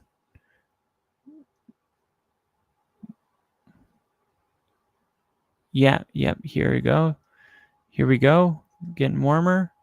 What was it? Week 3. Yep, it was right after this game. Double header. I was in Miami. Here we go. I don't have it. Sub chat. Actively leaving. Not a good sight for the Broncos today. I've never seen Kyle leave a game early of any sporting event ever, but it's like 50 plus. What is it? 55 to. It's 55 to not enough. My guns are out. My shades are out. We're going to my dad's pool. Kyle doesn't get to see dad a lot. Jersey is potentially coming off. Not going to show that. All right. Jersey's on, but it's not like a I'm over it thing. It's more of a I'm hot as fuck thing. It is very hot here in Miami. Thank you for not missing for today. But yeah, man, we had a great time. Got to hang out with Kyle. Yeah, we had a great time. Whatever, man. We're holding. It's fine. We're trying not to get pulled over. All the Dolphins are leaving, so we're trying to beat traffic. Dude, and it's terrible here in Can I Miami. just say, though, that's the one thing I'm shocked about. Like, if my team was routing another team, I would stay until the last second ticks. I want to watch that shit. Potential fight. We got a fight coming. Potential fight. Potential fight. Potential fight. Potential fight. Come here. They went left. I got your back. Little fuck boys. I had you. So tight. Anyway. I don't know if that was a Broncos fan or a Dolphins fan. No. Shit's popping off. Yeah, man, we got our asses kicked. There's no easy way to say it. It was an old-fashioned ass whipping. I would have had you. Don't worry. It was almost in a way. I would say poetic. Yeah, Colorado lost to Oregon by like 40 points last night, and Denver followed suit in Miami. It was a bad day for sports in Colorado. Bad couple days. But 50 Cent once said, sun wouldn't feel so good if it weren't for rain. About guaranteed Denver turn it around immediately after that game. Sun won't feel so good if it weren't for rain. Life got to be easy because death is hard. No. Death got to be easy because life is hard. It'll physically, mentally leave emotional scars. Miniman, shout out Miniman. But you know what? So think about it. If you were at that it's game real. I'm and out that here, I got changed their fans. future, and then if they win the Super Bowl this year, I'm giving only credit to problem that is we've been Indianapolis humbled for game. 7 They years needed to fucking lose it, straight, and we you don't were need to at be that humbled. one. We need to bounce back. You know, Maybe we're at a very unique point in history. I've brought this up a couple times. Maybe somebody I'm was not born in unlucky. Maybe I keep 2015 going and they to were all the born into a turning Broncos point family. games. They are 8 years old now, and they've never seen Denver play in a playoff game. 8 years old. Blazing 4.34 Hear what I'm speed drove bros from game to the pool. What's up, Casey? 8 years old, and they've never seen Denver play in a Pebbles. meaningful football That's game. KC. We are the new Pretty Lions. sure. We're the new Browns. The tables have turned. Frankly, it is. We're the new shitty team of the NFL. Sean Payton's our coach and Russell Wilson's our quarterback, so we don't know why we're the shitty team, but we are the shitty team. We'll talk about it later tonight at Sunday Night Football. Can't wait to see you guys. Shout out everybody that loves this channel and subscribes to it. I'll see you guys soon. Hey, you got me. See you. That was a tough. That was a The tough season day. is heating up, but prices. That was a tough day, and man, I was really hoping that I mentioned something about Devon Achane in that, but I didn't. KC, if you rewind this video, my baby makes an appearance. If you're interested. Let's see. Dude, that's crazy though. And that Colts game, the Colts game and the Chargers game were the same thing, because I remember it was like Denver hasn't they haven't, even though they've lost 2 games, they have yet to lose again. I don't know how to say this. Both of their losses came with 0 seconds left on the clock. Right? Which is kind of crazy when you think about it, because they have all these 10, they have all these wins, these close game wins. But even their losses are close. I mean, they haven't had a game this year where it was like, oh my God, what happened? The Broncos lost by 7. And that makes me point differential.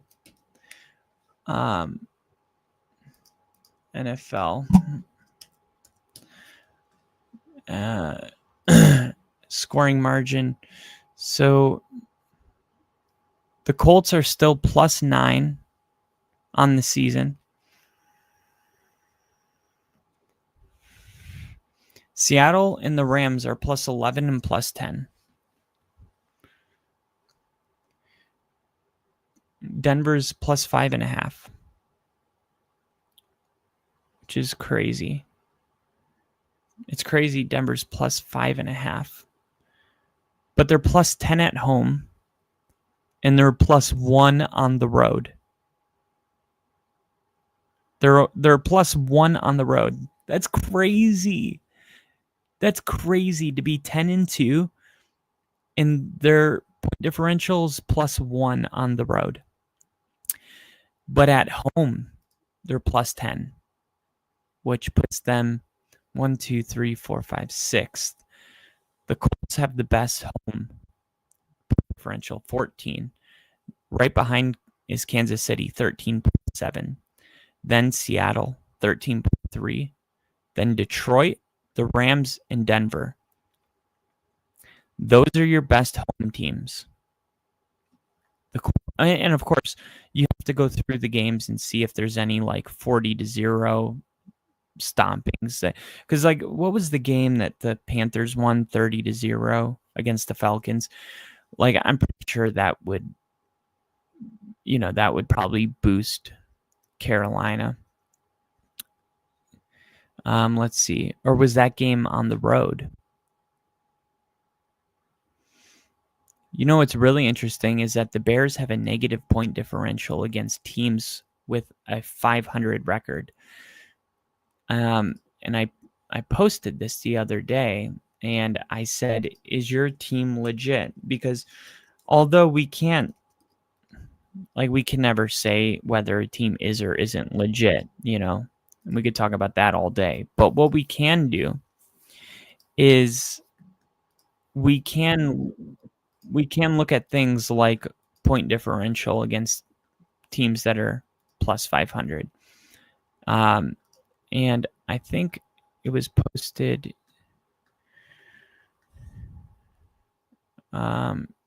Nope, I posted it on my channel, Kyle Kitzman.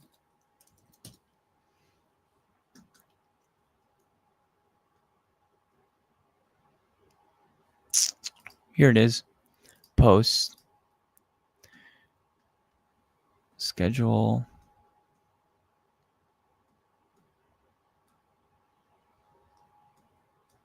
No, I guess I posted it on X.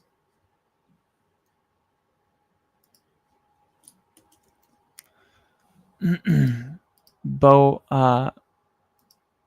wait, hold on.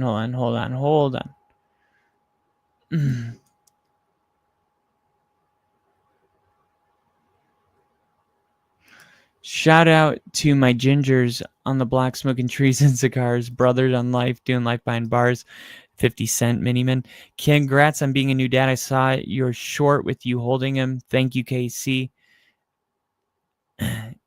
Ginger knows the 50 Cent. I made Mary watch Get Rich or Die Trying the other day.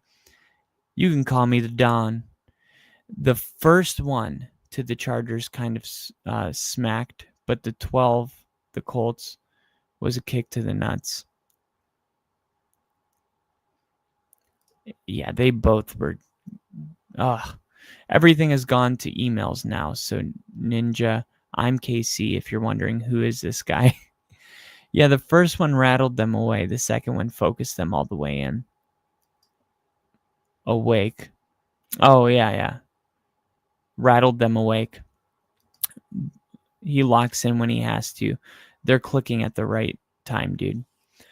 I feel that. And this is a highly debated thing about whether or not you want your team to lose a game before the postseason starts, just to have some kind of reset. Like, you don't want to lose week 18, you don't want to lose week 17, but sometimes losing right about now isn't the worst thing that can happen.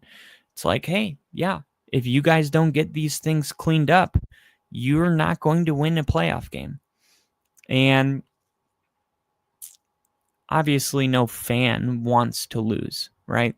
But if there's a silver lining to losing, whether it be this week or next week, it's the opportunity that it gives your team to be like, okay, we got punched in the mouth, we got exposed, let's learn from our losses, right? Now for Denver, I've been saying this. One of my favorite quotes, I believe it was Mike Vrabel that said it, but he said, we want to learn from our wins so we don't have to learn from our losses. And I do think one of the things Sean's doing, like, because everybody was like, why did Denver's offense look so good against Kansas City? They sucked against the Raiders. I really do feel like there's many times where Sean's like, yeah, we're not going to open up Evan Ingram until the postseason starts. Like, we're going to run a play with him like they did at the end in overtime against the Commanders got him down to the 10-yard line. It's like, okay, yep, that works. Let's not do that because we don't want teams game planning against him. You want to leave something in your back pocket, like a Joker card. I mean, is there anybody that's talked about the Joker more than Sean?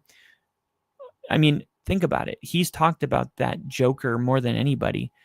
Of course, if you're really paying attention, it's so obvious that there are certain weeks that Sean is like, we're going to take our playbook and we're going to cut it in quarters, and we're going to take 1/4 of it and we're going to go with that. I have no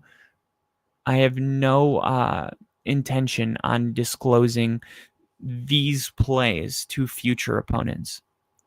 And it's a gamble when you do that, because it's like, well, what if it's not enough one week, you know? And I guess you could call it getting cute. Like, look at that. You got cute instead of just worrying about winning. But at the same time, like, you just have to trust your coaches. You really do. Like I do.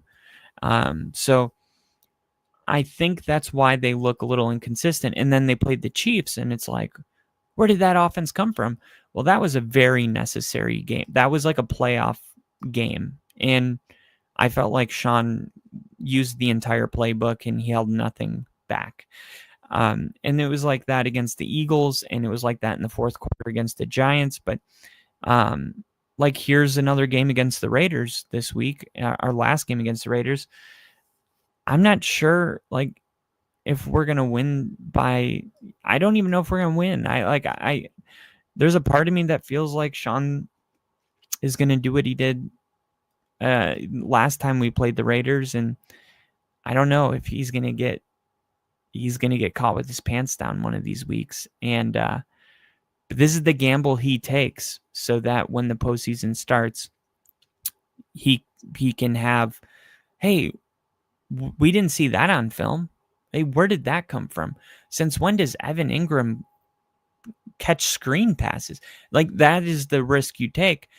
But now that the number 1 seed is up for grabs, these games do turn into like must-win games. So I don't know what's going to happen. I mean, from this point on, every week feels a little bit like we could win by a point, we could lose by a field goal, or we could win by 20. I really have no clue. KC's Chiefs are on life support. And the thing is like, the Chiefs winning out, like, would surprise nobody. It wouldn't surprise me. It just wouldn't.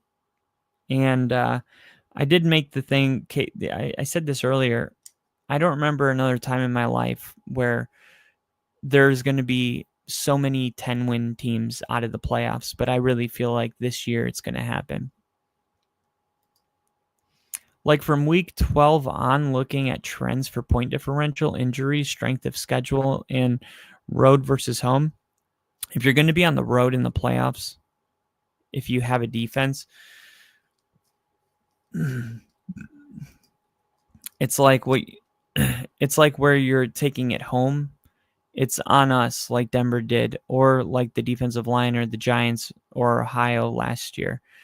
That's about the scariest, dude. If you have a defensive line, that is like, F it, dude. We're taking this shit home. Shit, I had to turn on messages. What's up, Casey? Yeah, and really, all of the great, like, Von Miller wants to be a general manager, and there's all the greats, Aaron Donald, it doesn't matter, Sean Payton, all the people that really know ball will tell you the number one indicator of who's going to win a football game is the trenches. Who's got the better offensive line? Who wins on the offense versus defensive line? And then who wins on the defensive versus offensive line? If you have a team with a better offensive line, a better defensive line going against a mediocre to poor offensive line, like, that's it, man. That's your number one indicator, right? Quarterback's going to be pressured, not going to have time to throw. He's going to get rattled. He's going to start making bad throws. He's going to be inaccurate. He's going to take sacks, which is a huge momentum shifting play. a lot of times people like to look at the star players, the luxury weapons. But this is why coaches like Sean Payton or Ben Johnson, we talked about the offensive line for the Bears. It's like, well, that's the thing. Like Ben Johnson came to Chicago and the first thing he did was get the offensive line right. Sean Payton came to Denver. The first thing he did was bring Mike McGlinchey from the 49ers, bring Ben Powers from the Ravens. He didn't spend money on anything besides the offensive line. Hey, this is what we need. Justin Simmons is a luxury. Can't have a great safety if we don't have a great line. And that offensive line's been together now for 2 years. 3 years, really. And because this is his third season. So there's a reason for that. It's because trenches is where you win and lose games. And, you build around that. You don't try to add to it later.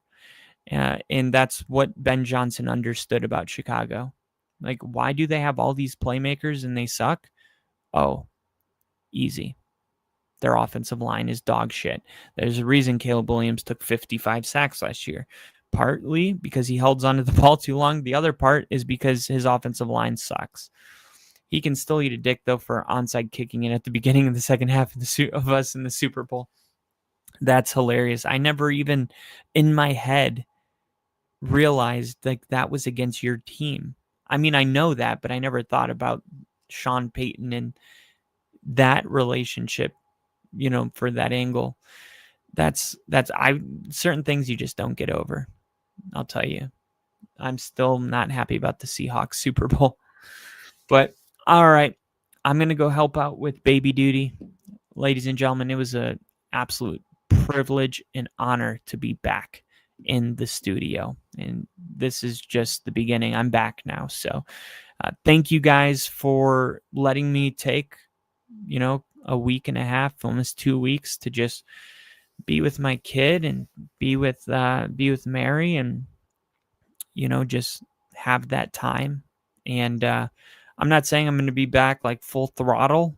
I still, that's going to be number one for a little bit. But the me just not being here is that part's over. Okay. But thank you guys for supporting the break and being here as soon as I come back. I mean, it means a lot to me. Honestly, a really exciting game tonight too. 30-44, a lot of points, a lot of offense. It was a really good game to come back for. So I appreciate you guys. And as always, dedicate this one to Bill. And you guys know it, but please hit the like button on your way out. Help us out. Get that algorithm back up. We're in the weeds right now after taking a little hiatus. So hit the like button, and I'll see you guys very shortly. Jinja, love you, brother. Casey, love you. And we actually had Nash in here as well. So much love to all you guys. I'll see you on the next one. Long live Bill. See ya.